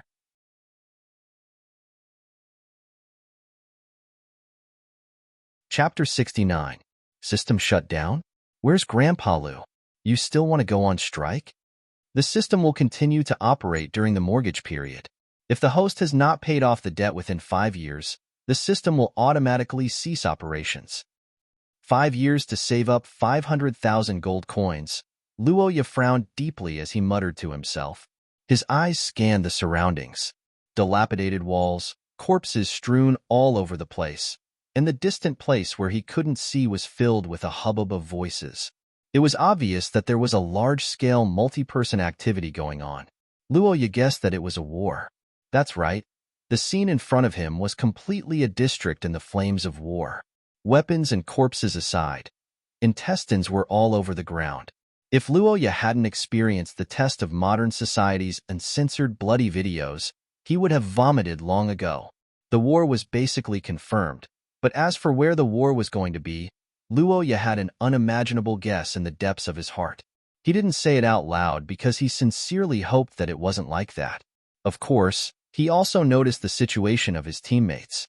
At this time, Nuwa Iyer was observing the surroundings from a nearby ruin that had a lot of cover. She wanted to find a temporary base, but Luoya clearly caught her subtle movements and expressions. Nuwa Iyer, there seemed to be something wrong with her body. Although the girl tried her best to hide it, Luoya, the old king of fighters, still understood the principles of human body movement very well. Her series of movements after she recovered her ability to move were very sluggish. It's that beam of light from St. John, but shouldn't that be strengthening? Luoya recalled the situation when St. John stimulated Nuwa Iyer's bloodline and couldn't help but clench his fists. Don't tell me it's time for the bloodline to advance? Obviously the power of the bloodline got stronger, but the state wasn't good. Roha heard about this situation before. That is when the bloodline gets upgraded. In this world, all extraordinary powers came with a price. Even the bloodline was no exception. Although the price of the angelic bloodline was much lower than those fancy bloodlines, it was still dangerous at the critical moment when one was upgrading from bronze to silver. Recalling the Nuwa Iyer's performance when facing Peter, Luoya clenched her fists unwillingly. It was fine if he didn't have the opportunity to become strong quickly in the past, but if he didn't take advantage of it now, would he still be a man? Is Nuwa Iyer's soft rice good? Fragrant. However, Luoya was too shy to eat it. A success rate of 70% was a gamble. 5-card stud. I choose yes. Awaken my bloodline. Activated bloodline activation assistance system. Pain control system activated. Adaptive adjustment system activated. Bloodline awakening rate. 18%. A series of system prompts rang out, like a tube of chicken blood injections injected into Luoya's body. At this moment, the young man's headache rapidly subsided, and the magic essence in his body began to increase explosively. His body made a slight noise, and his bones and muscles seemed to be adjusting to the most suitable structure. A few seconds later, Luoya, who was like a plague chicken due to his headache, suddenly jumped up. At this moment, his golden eyes were bright, and his movements were swift and powerful. On the other side, Miss Angel, who was still investigating, was stunned. Luoya, are you all right? Basically, I'm fine. Did you find a good target? Not yet. There should be a fierce street battle nearby. There are only a few intact houses, and it's too simple to use as a hiding place. Also, I have a feeling that our position isn't too good. Nuwa Iyer looked at the corpses all over the ground and frowned. She had been trained in the knights since she was young, so she naturally knew that after every battle, the army had to clean up the battlefield, confirm the casualties, and take captives. Especially in street battles, if the corpses were not disposed of in time, once the underground water was contaminated, there was a high possibility of a plague outbreak. In history, there were even cases of dead cities where plagues were prevalent after wars. Then, since this was something that the regular army knew to do, why didn't they collect the corpses here? There were a few possibilities for the answer. First, the casualties are too heavy, and we don't have enough manpower. Second, there are people like the Bones cult who specialize in solving the problem of the dead. They provide enchantments to suppress the plague and curses. As for the third, Nuwa Iyer swallowed her saliva and said with difficulty, that is, the battle is not over yet, and we are in the middle of the battlefield.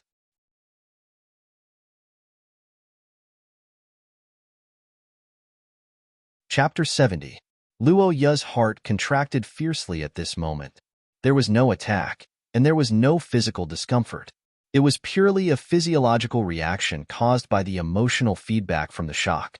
Although Luo Ya already had some vague guesses in his heart because of the previous changes, when the evidence was placed in front of him, he still felt that he could not accept it. Crossing time and space into the vast history, was this the extent of this world's supernatural power? Others did not know, but Luo Ya felt that it should not be. At least, it was not something that he and Nuair could do. One was a Source Rank 6 super soldier, and the other was a Source Rank 5 angel who had just grasped the source substance and stepped into the door of supernatural. The strength of the two was too weak. Even the Source Rank 4 Peter could easily defeat them. This degree of involving time and space was pure nonsense. This world did not even have a portal. Mobile transportation was a real problem. Luo Ya had heard Kadia talk about time and space systems before. They were basically castles in the air. At most, they could teleport in a small area, but the price was too high. And this was only the relatively easy-to-understand space. Luo Ya had never heard of time-related systems. Obviously, Nuair was the same. Could it be that Grandpa sent us here? But our family shouldn't have this kind of ability. Nuair muttered in confusion. His eyes were on Luo Ya. According to the elimination method, it was either Nuair's problem or Luo Ya's problem. Unfortunately, the black-haired youth had not grasped the whole situation yet. He did not dare to say anything and could only remain silent. After being silent for a while, Luo Ya, who had some psychological preparation, was the first to recover and speak his conclusion. Maybe it's because of the secret treasure in the labyrinth, or maybe there's a problem on my side. But in short, we seem to have returned to the Wei Dualia era. This kind of thing, otherwise, there's no way to explain this corpse. Is there a soldier in the world wearing a full set of antiques that are more than 100 years old? Furthermore, this armor is obviously new and not some antique.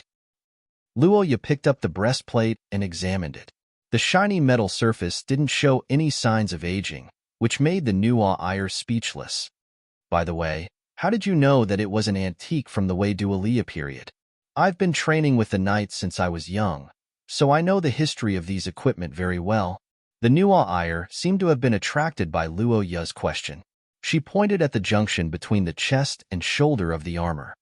The theocracy is currently using a new type of chainmail, but the material used here has changed several times throughout history. The mainstream armor of the Wei Dualia period used this kind of multi-layered, thread-like material. I see. Luo Ya rubbed the white silk that was as hard as steel wire. It was obvious that this thing was also very new and even a little bouncy. Let's look for other clues and figure out where we are first. The teenager held the armor and gestured to himself a few times, then sighed and threw the armor aside. In fact, he really wanted to wear this thing. One of the reasons was to increase his defense. The other reason was he and the Nuair were dressed too well. They were dressed like little formal wear and dress, which was totally out of place with the surrounding environment. Coupled with their good looks, they looked like two child models standing in the middle of a battlefield. With such eye-catching attire and a different style, they were simply like bright lights on the battlefield. One had to know that the children of nobles were all money in the chaos. If they were captured, they would ask for ransom from their families. If the families gave up, it would be fine, but if the families didn't give up, they would be kidnapped and sold, or even killed. Luo Ya understood this principle, but the Nuair understood it even more. The armor is too big. We can't wear it at all. We have to go to the house and find some plain clothes. It's getting dark. We have to move quickly. The two urgently discussed in the afterglow of the setting sun and set their target as the three relatively well-preserved houses in front of them. The stronger Nuair took the lead, and Luo Ya brought up the rear with the short sword in his hand. The exploration process was quite smooth. The sun was setting, and the two children's bodies were much smaller than the heavy metal cans, so Luo Ya and Nuair could ignore the long-range threats to a certain extent. The two first entered the courtyard attached to the house. As usual, there were bloodstains and corpses. The girl looked for a suitable path in front of them, while Luo Ya observed the surroundings and the corner of the corpse's breastplates.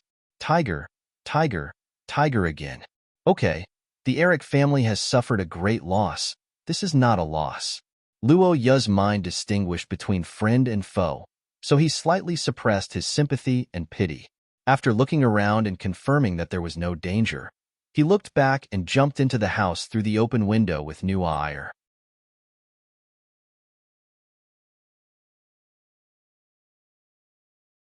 Chapter 71. Peter Carter didn't know how many years it had been since he was called so affectionately, especially by children. He hated children. Those damn brats always laughed at his works of art. Their experience couldn't keep up with the inspiration of an adult like Peter, although not many other adults could keep up with him. But today, his children's popularity suddenly soared, and he even received the affectionate title of Uncle Peter. Of course, there was also a large amount of hatred points. When they heard the word trick, the soldiers who were surrounding Nuaire and Nuaire were stunned. The leading officer stared at Peter and immediately felt that something was wrong. Although this man's face was as pale as paper and his arm was injured, the rest of his body was intact. The bloodstains on his body were all other people's, and he didn't wear armor in the center of the war. Extraordinaire. His level was not low. Enemy attack. The vigilant officer shouted loudly. At the same time, Carter looked at the soldiers whose expressions suddenly changed and realized that he had been fooled by Luo Ya. Damn it, little bastard. What nonsense are you talking about? Disperse the formation. Cover the assault. The officer who realized that the other party might be a wizard directly drew his sword and led the charge without saying a word. The 10 soldiers behind him followed closely. They, who had been on the battlefield for a long time, found that the wizard almost reflexively chose to confront him. Their angry roars completely drowned out Peter's explanation. Wait, I didn't. Damn it. The arrows that pierced through the air became the last straw that broke the camel's back. A few dozen meters away from Luo Ya and Nuaire, a great battle suddenly began. Dozens of soldiers swarmed up and fought with Peter. Soldiers who had seen life and death on the battlefield were different. This group of soldiers was actually not very strong in terms of strength. The 3 officers leading them were only Source Level 5, and the rest were ordinary Source Level 6. They shouldn't be able to fight with Luo Ya, but the combat strength they displayed was far stronger than Luo Ya and Nuaire. The division of labor and encirclement, the arrow cover, the shield bearers in front, and the damage output from behind. The 3 Source Rank 5 players wandered around and stabbed at the back. The perfect system allowed them to be on par with the powerful Peter for a while. Not long after, both sides had already seen blood. The portrait of the Virgin Mary that Peter was so proud of was howling in the air. The soldiers within its attack range were unable to move and had their throats pierced. Unfortunately, the casualties did not make the soldiers retreat. Instead, it aroused their bloodthirst and anger. Peter, who was already injured, was accidentally stabbed in the thigh by the leader of the officers. You're courting death. Peter screamed loudly. Luo Ya and Nuaire began to flee. Neither of the 2 groups was something they could handle. Even watching the show was dangerous. Breathing heavily and clenching their fists, the 2 of them moved forward according to their memories in the fog, but they soon realized that something was wrong. The distance isn't right. We should have arrived long ago. The fog of the March chaos. This is the interior of the labyrinth. There will be ghosts if we reach our destination. What should we do? Does the Ackett family have any records of this? Records? You mean the number of missing people? Luo Ya complained helplessly. After thinking for a while, she said, there is no way to solve this labyrinth. There's no way to break this maze. That's its strongest point. According to the records, even Prince Vader's personal guards couldn't break through it. Only the owner of the secret treasure of the labyrinth can move about freely. Is it the rainbow-colored gem? Is it with you? Of course not. And considering this history, the gem fragment should be in their hands now. Luo Ya's eyes looked into the depths of the churning fog. She seemed to be able to see the man and woman who became companions in this battle. They started the good relationship between Ackett and Heath Crete. Mr. Ponte and His Majesty Wei Dualia. Nuaire muttered the answer to herself. For a moment, she was lost in thought. As a female leader and ancestor, Wei Dualia had always been her idol. To be able to see her in person, Nuwa was a little excited at the thought of this possibility, but Luoya had mixed feelings. Am I going to meet my ancestor? If he hadn't read Ponte's diary, Luoya might have been excited. But now, he only hoped that his ancestor was a decent person. Sigh, the beautification in heroic stories is not just for show. Come to think of it, how can there be a completely righteous person in the world? Is it really to remove one's desires? And without desires, it is equivalent to not having empathy. Can such a person still be called a human? Luoya didn't want to think too deeply about this philosophical question. On one hand, the environment was not right. On the other hand, he found that Nuwa's situation was a little strange.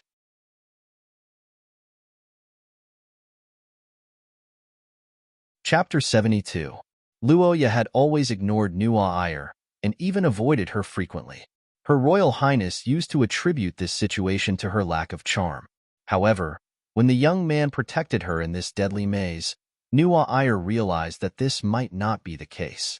It wasn't that Luoya didn't like her, but he didn't like to flatter her. This guy was stubborn to a certain extent, or rather, he had a high self-esteem. Even the identity of a princess couldn't make him obediently flatter her. However, in contrast, when real danger came, this was a person worth trusting. Nuwa felt that she and Luoya were the same kind of people, not referring to status, but the core part of a person's heart, justice, kindness, and a certain pride in the heart that made them unwilling to yield. Luoya's actions tonight were completely different. Especially in the studio, Nuwa wasn't the only one who experienced the test of humanity. Luoya also had a winged dagger in his hand. Facing a terrifying existence like Peter, even the proud and powerful Nuwa couldn't escape fear.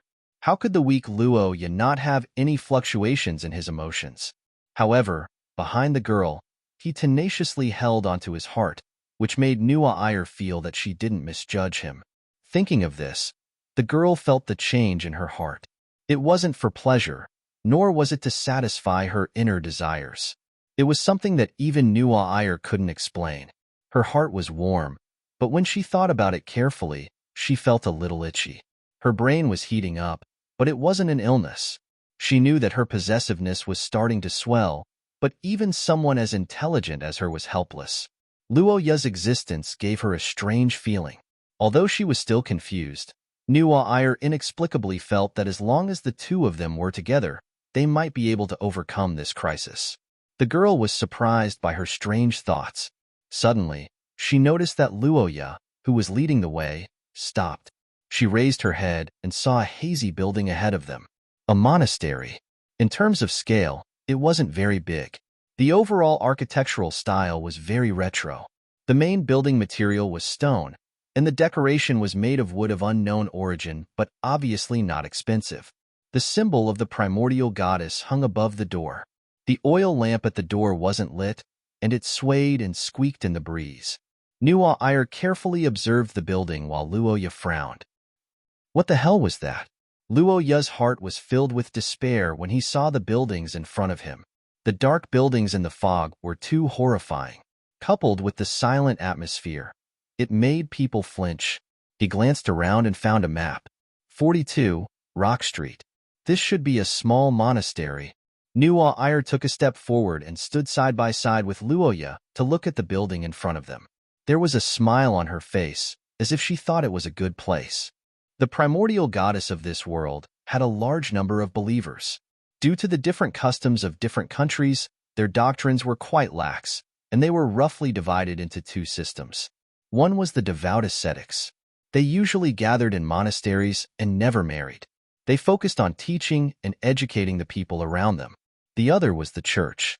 They could marry and live freely, but they had to listen to the orders of the theocracy during emergencies such as the Holy War. To put it bluntly, the clergy of the primordial goddess of this world were either independent and didn't care about worldly affairs, or they were obedient because they received benefits. And this was the monastery of the ascetics. As for this small monastery, to put it bluntly, it was just like an elementary school. It was small and didn't teach much. The ascetics and nuns were the teachers here. They taught some knowledge to make a living. The cost of going to school here was relatively low, and it was very close to the people. It was a good choice for the people at the bottom to receive education. This architectural style should be from the time of Pelo III. It's been more than 300 years since then. Although it's a small monastery, it's rare that it has been maintained for so long. Luo Ya's face twitched when he heard Nua Ayer's words of praise. Miss Angel, whose family was the head of the church, had a good impression of this kind of monastery. However, Luo Ya didn't have this kind of relationship. He felt as if there was a cold wind blowing behind his back. You mean, we should go in? Yes, I think this place is pretty good. The building isn't damaged, and there are no signs of large-scale battles nearby.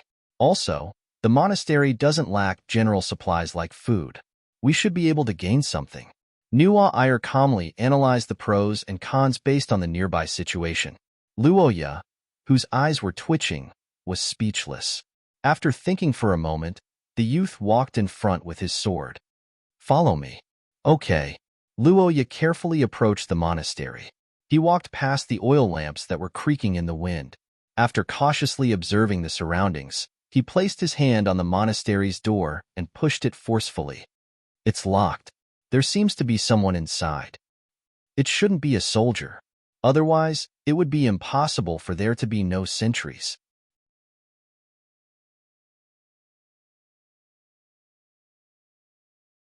Chapter 73. Do the two of you have enough bread? I have some jam that I sell on the street. It tastes pretty good. Thank you, Cultivator Crow. Aren't you going to eat some? No thanks. I just ate when the sky turned dark. In the dining hall, the middle-aged cultivator was all smiles as he handed them food and water, as if he was afraid that the two of them would eat too little. Luo Ya looked at those burning eyes filled with longing and respect, and felt a headache coming on. Favorability plus 100. What's going on? You don't know me, do you? I don't look like a powerhouse who can protect a region. So why is your favorability so high? Luo Ya looked at the green light that was bouncing around on Crow's head, and his face was filled with doubt. Wait, is it because I'm too handsome? The young man's expression turned serious as he chewed on the bread. He suddenly felt that this guess was very reasonable. Otherwise, why would a stranger treat him so well? He even took out precious food for them to eat freely? In the current chaos of war, the parents of ordinary noble children might not even be alive, so there was no benefit to be gained. Yes, of course, you can ask away. Luo Ya's mind was filled with random thoughts, and Nua Ayer began to try to start a conversation with this overly enthusiastic cultivator. The girl pondered for a moment and asked a question that Crow found strange. Right now, it's Princess Wei Dualia's army that's fighting with Prince Vader's army, right? The war within the holy capital had already been going on for more than half a month, and such a large-scale turmoil could be said to be known to everyone. Noel's question was somewhat strange to everyone, and Crow was also taken aback when he heard it, but he immediately reacted. That's right, the holy sun descended from the sky and landed on the ground, so he definitely didn't understand the situation here. Wait, this seems to be a good opportunity for me to perform. You don't know the current situation of the war, right? I'm more clear about it, so how about I explain it to you? That would be great. Thank you, Cultivator Crow. No need, no need. This is what I should do. Looking at the middle-aged cultivator patting his chest in a righteous manner, not to mention Luo Ya who could see the favorability value, even Nua Ayer was a little confused. But after thinking about it, she could only attribute it to Crow's sense of justice. In the following period of time, Crow fully utilized his intelligence-gathering skills. He took out the methods he usually used to teach children and explained the situation of the two factions. The war had been going on since the beginning of the third month, and more than half a month had passed. Saint Lorraine was under lockdown, and communication with the outside world was cut off. On one side was Prince Vader's allied army, while on the other side was Princess Wei Dualia's Papal Guard and Knights. The allied army was made up of the Barfaz, Wester, and Eric families. But in reality, the Barfaz and Wester families didn't send many troops. This army was mainly made up of the Eric family. On the other hand, Princess Wei Dualia had the support of Marquis Akate, and the Papal Guard and Knights under him became the main force supporting the princess. At first, the two sides were facing each other with the Central Road as the boundary, but the situation quickly changed. The Allied army launched a rapid attack, and it was said that Marquis Eric personally took over a front line of the Way Dualia's camp. With this as a breakthrough point, the princess's army took a turn for the worse. After that, there was a qualitative change in the development of the war. It completely changed from a game of cards to a meat grinder. As the battle heated up, the number of casualties began to multiply every day, and the holy city was flooded with blood. The current situation of the war was relatively clear. Prince Vader's faction had paid a huge price and completely defeated the princess's army. The commander of the army, Marquis Akate, saw that the situation was not good and ordered a retreat with Princess Way Dualia. He also activated a great curse. The area covered by the curse was covered with thick fog every day, and people walking in it would always change their position. It was only a matter of time before the fog dissipated and everything returned to normal. Now, the remnants of the princess's army were said to be hiding in the depths of the fog, and Prince Vader's army was searching for their whereabouts. In short, it was not safe to go anywhere.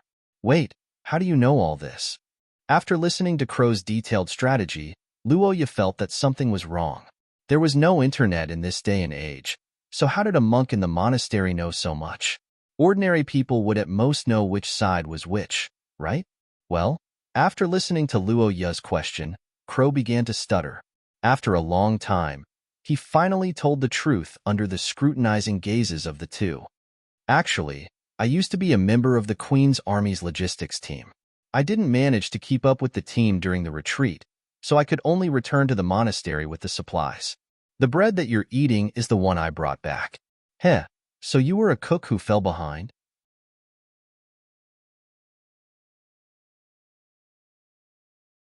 Chapter 74. 42. Lock Street. Luoya and Nuo were sitting opposite each other at the low table where the children usually ate in the small convent. They were both silent. They had just finished listening to a story about the prince of this country. Vader Heathcliff, one of the twins of the royal family, was born intelligent. He had shown a strong learning ability from a young age. His extraordinary talent was one of the best even in the angel family, where there were many abnormal geniuses. According to the standard plot of the story, this prince, who was the first in line to the throne, was so awesome that he was either a typical dragon-proud heaven novel, using the church's fist to beat up Austin and kicking the mutants, or he had realized the limits of humanity and turned completely evil, just like what was recorded in the history books of later generations. However, the reality was that neither was the case. The first 12 years of Prince Vader's life had started out as a novel. His life was stable and happy, but all of this changed when he was 13 years old. It had become a torturous story. The reason for all of this was because of Vader and Way Dualia's mother, Princess Mary. Princess Mary was born in a viscount's family in the North Sea Territory. Her family wasn't rich, but she met Prince Leon at his 16th birthday party. The two quickly fell in love, and not long after, Leon married Mary against all opposition. They gave birth to a pair of twins, Vader and Way Dualia. Princess Mary was born into a humble family, so she could understand the hardships of the people. She liked children and was aloof from worldly affairs. She loved to visit the various orphanages and small convents in the holy capital and donated money. Sometimes, she would even teach in person. She was highly regarded by the people and was deeply loved by them. However, such a good person had a secret that couldn't be revealed to others. She was actually an extraordinary, and her source substance wasn't one of the three main sources. Instead, it belonged to a pagan religion. When Vader and Way Dualia were 13 years old, this secret was exposed due to an accident. The wife of the Holy See's Holy See was actually a pagan. This news shook the entire upper echelons of the Holy See, and for a time, all kinds of conspiracy theories emerged. Princess Mary became the target of everyone's attacks. In this storm, St. Leon was also involved, and Mary became the weakness of the royal family. No one knew the details of the power struggle. In the end, Mary faded out of the sight of the world and was sent to a monastery in the holy capital to live in seclusion. Since then, the two children had been separated from their mother even though they lived in the same city. They had never seen each other again. Originally, this situation could have been changed when Vader ascended the throne. Unfortunately, time did not give him the chance. When Prince Vader was 15 years old, an epidemic broke out in the holy capital. Naturally, the heavily guarded palace was not affected, but Vader's mother's monastery was in the epidemic zone. In March of year 814, Mary died of an illness. This princess, who had been loved by the world all her life, passed away silently. There was no mourning, no funeral. It was as if she had never existed in this world. Only Vader and unwavering were the signs of her existence. This incident deeply affected the young Vader. No one knew how the 15-year-old child felt when he heard that his mother had died outside the palace. No one knew what he was thinking at that time. All people could see was his actions. He studied diligently and trained hard. Compared to unwavering, who washed his face with tears, it was as if he did not know about his mother's death. The nobles who had once besieged the royal family and the opportunists who had taken advantage of the situation heaved a sigh of relief. They praised him for being able to distinguish right from wrong and for being righteous. However, what they did not know was that the more repressed the silence, the more ferocious and difficult to resist when it erupted. Vader did not lose his memory. He was just sharpening his blade. He sharpened all his anger and sorrow into a sharp blade. He sharpened it for 4 years. In March of year 818, on the anniversary of his mother's death, he drew his blade and cut down half of the theocracy. None of the nobles who had attacked the royal family or the bishops who had insulted Mary had escaped his butcher's blade. He did not give anyone a chance to defend themselves, just like how they had not given Mary a chance back then. If all he did was kill people, then no matter how reasonable it was, Vader would be nothing more than a murderous demon immersed in vengeance. However, the reality was the complete opposite. Not only did Vader act, but he also had thoughts. The Reformist Party was the name of the faction that Vader led. Most of them were hot-blooded youths who advocated revising many of the doctrines regarding heretics in order to unite the heretics within the theocracy. As a representative, Vader had taken a huge risk to change the origin substance. After losing the origin substance, Vader, who had become a heretic, had voluntarily given up his inheritance rights. As the saying went, "Fight with your back to the river. If you don't succeed, you die trying." Such a resolute attitude moved the hesitant heretics, and they all joined Vader's camp. Even 3 of the 5 great nobles had been roped in by him through some unknown method. After Leon had left the theocracy, Vader, who had endured patiently for 4 years, had built up his power. The following outcome could be foreseen.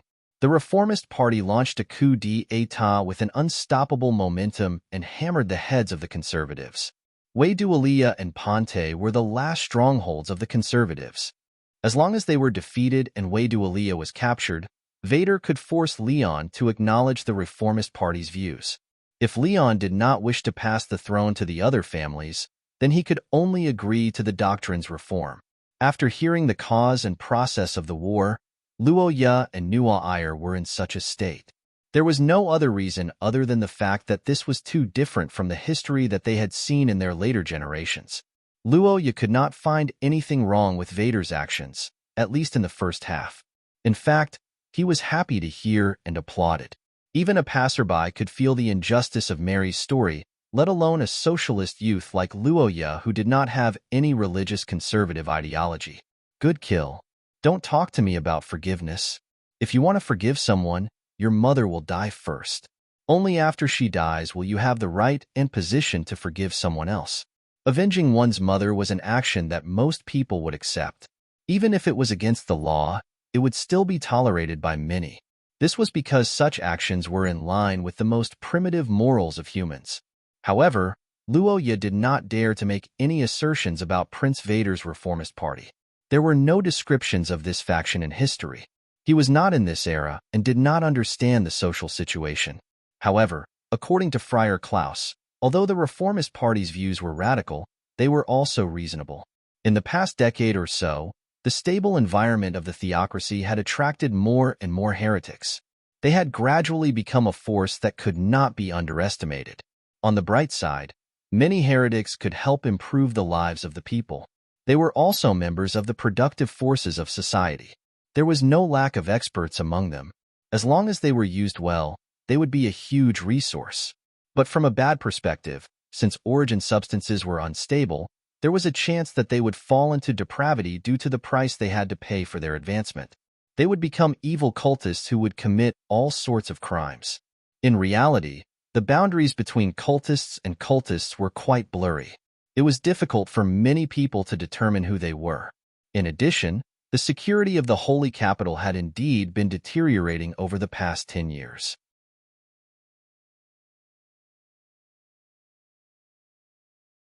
Chapter 75. Your Highness, it's time for you to get up. In the bedroom of an ordinary house, a golden-haired knight dressed in armor walked into the room and softly called out to the young man on the bed. Hearing the call, the young man opened his eyes and sat up from the bed. This was a golden-haired, blue-eyed man with regular and handsome facial features. His eyes were sharp, and he wore light armor. His whole body carried a swift and decisive temperament. Vader Heathcliff, the first successor of the theocracy of Saint Maester, was also the current commander of this army. Felder, what time is it? It's already 6 in the evening, Your Highness. Is that so?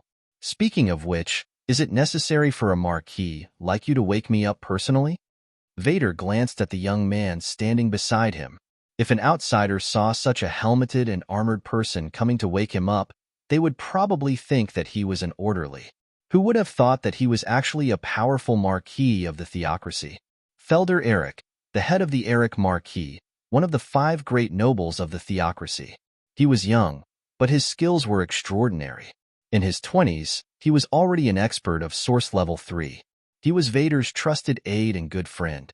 No matter which country or region, extraordinaires who entered Source Level 3 could be called experts. Although it was only Level 1, there was a huge difference between Source Level 4 and Source Level 3. The threshold between Source Level 3 and Source Level 4 was something that tens of thousands of extraordinaires would find difficult to cross in their lifetime. And Felder was an accomplished genius at this age. His talent was also top-notch among the many nobles. In addition to the power of the Eric family, the strongest of the 5 great nobles, it could be said that he was already an influential figure in the theocracy at such a young age. However, such a noble genius did not have a trace of disrespect in front of this young man who had just woken up. When he heard the question, he put one hand on his chest and bowed slightly, saying with a smile, "Of course, it's my honor." Felder's thoughts blurted out from his heart as he watched the young man's thoughts fly. Finally, he had reached this point. Felder was a genius, but compared to the heir of the royal family in front of him, his honors were nothing. Vader Heathcliff, who had advanced to Source Level 3 at the age of 18, learned martial arts from a palace knight of the Kingdom of Knights. At such a young age, he was already so knowledgeable that even the scholars of Bologna knew of his good name. Such a monarch was naturally worthy of following. Furthermore, Felder and Vader had the same ambitions and ideals, so the two were like-minded. How's the search for Waydualia? No results for now. As expected, Vader Heathcliff, Felder Eric to Felders. After 2 hours of sleep, Vader stood up and looked out of the foggy window. Ever since they entered the maze set up by Pant, Vader and Felder had been sleeping for 2 hours every morning and night without fog and with good vision. It was Felder in the morning and Vader in the evening. The two of them took turns to keep watch. It would be a lie to say that they weren't tired after the continuous battles. But even so, they still couldn't figure out the location of their opponents. The passage of time is disadvantageous to us. We can't delay any longer. Otherwise, the Sanctum might have problems. Do you have any good ideas? Your Highness, urgent military intelligence.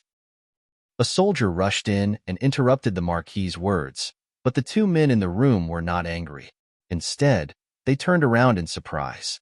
After all, there were no enemy forces in this maze. The military intelligence brought by the soldier was definitely not a battle, so there was only one possibility left. Deep in Rock Street, there's a reaction from the royal bloodline. It's Princess Waydualia. What's the matter? Is this thing broken?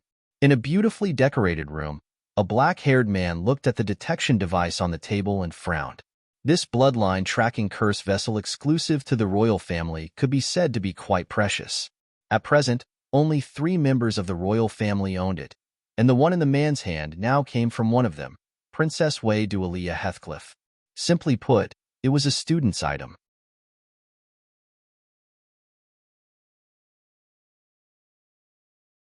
Chapter 76. Finally, there's a clue to get out.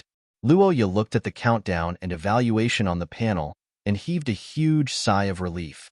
Sure enough, the current situation between him and Nuaire was only temporary. It was probably a situation similar to the game's dungeon in his previous life. As for what this dungeon was for, Luoya looked at the line of words. Bloodline awakening rate, 60%. He felt that there was an 80% chance that it was for this thing, and the evaluation should be the amount of benefits obtained after the bloodline awakening. After all, performance and rewards should be linked. System.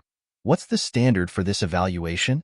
The standard is a combination of all the host's actions, decisions, achievements, and other indicators unable to be specified. If that's the case, then at least give me a direction to work towards. And that king selection is, the end of different paths will lead to different results. The right to choose is in your hands. The system will not force the host to do anything, but it is recommended that you carry forward the family spirit and stimulate the possibilities in your bloodline. Luoya listened to the system's words and began to ponder. He realized that he didn't have an answer.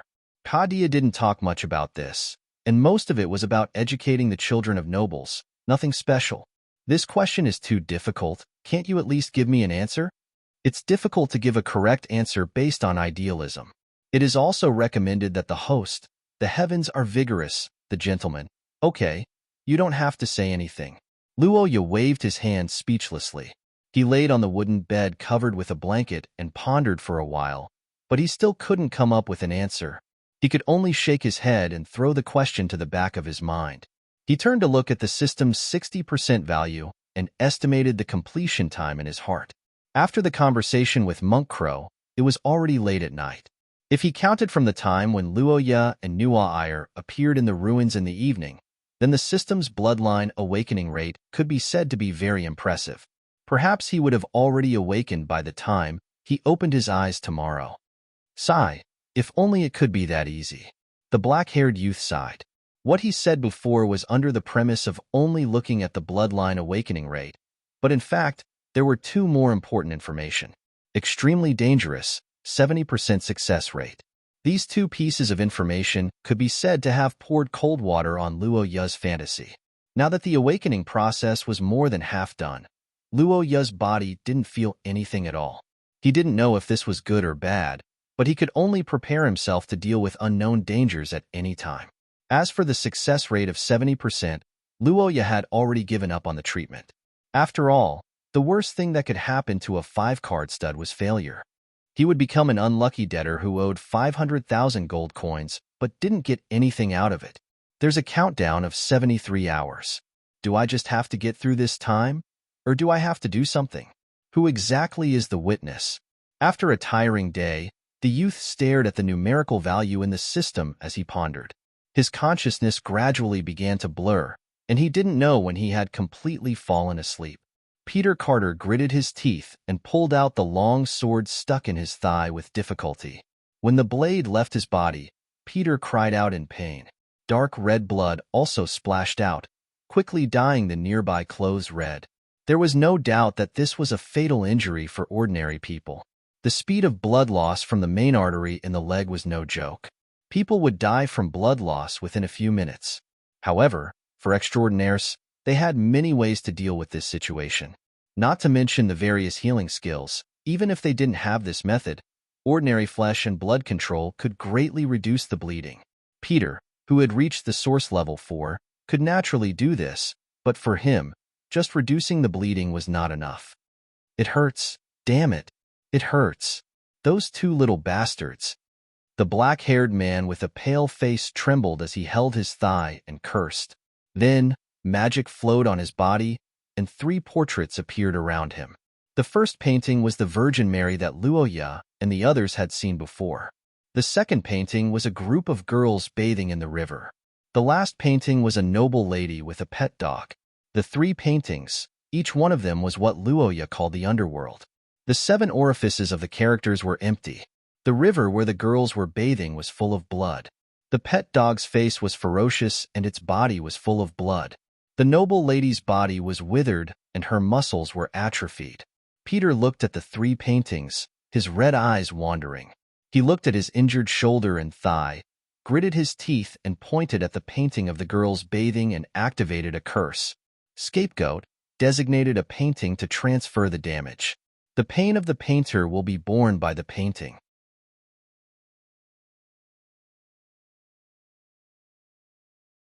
Chapter 77. First Contact? What does this mean? Luo Yu's low sleepiness was dispelled by the system's words. His eyes widened as he recalled the dream, and his body broke out in a cold sweat. No, it can't be.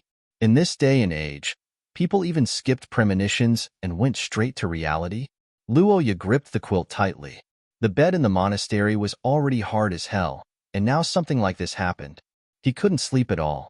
The black-haired teenager stared at the systems, calculating, and his thoughts ran wild. According to the French system's conduct, it wouldn't take the initiative to cause trouble. Now that something popped up, it must be Luo Yu's own change. Another number also caught his attention. Bloodline Awakening, 80%. Luo Yu stared at the number and looked at the time. It had been more than 2 hours since he fell asleep. Normally, Luo Yu wouldn't be surprised if it reached this number, but the problem was, the number didn't move. He was stuck. As for why, Luo Yu already had a guess. Is this the answer to that question? The teenager muttered to himself. At the same time, the system moved again. Ding. Information updated. Host has obtained a special status, Goulandair's Promise. You have made a promise with the king, and you will bring back the truth. Effect. Obtain a powerful strength attribute bonus. Temporary immortality, lasts for 30 seconds. Remaining uses 3. Immortality? Luo Yu looked at his interface and couldn't help but exclaim. He never thought that he could get a skill from dancing on a burial mound. Damn, what the hell is that big skeleton? It's too fierce, but the answer? Luo Yu thought of the huge skeleton and couldn't help but frown. How did the dead transfer their power? Roha really wasn't clear about this problem. In the end, in this world with supernatural powers, what kind of person is considered dead? For example, that mountain-like skeleton, it should have been a giant. That bloody plain with bones and swords everywhere must have been an ancient battlefield. It should also be the place where he died. But is he dead? It's hard to say. And its power, what kind of power does it transfer? Skill? Bloodline? Knowledge? Luo Yu scratched his head and felt that the problem was a little complicated. But soon another matter diverted his attention. Wait, he said, I'm in trouble. What is this? Luo Yu frowned. He had a bad premonition, but before he could think about it, he heard footsteps in the corridor. Croft's panicked voice came from outside the door. Not good. Lord Luo Yu, Miss Noelle has fallen ill. I found Miss Noelle at the table when I woke up. There was a glass of water on the floor. It seemed like she wanted to drink some water. I touched her head and found that it was very hot. I couldn't wake her up, so I carried her here and hurriedly called you. I understand. Cultivator Crow, don't panic.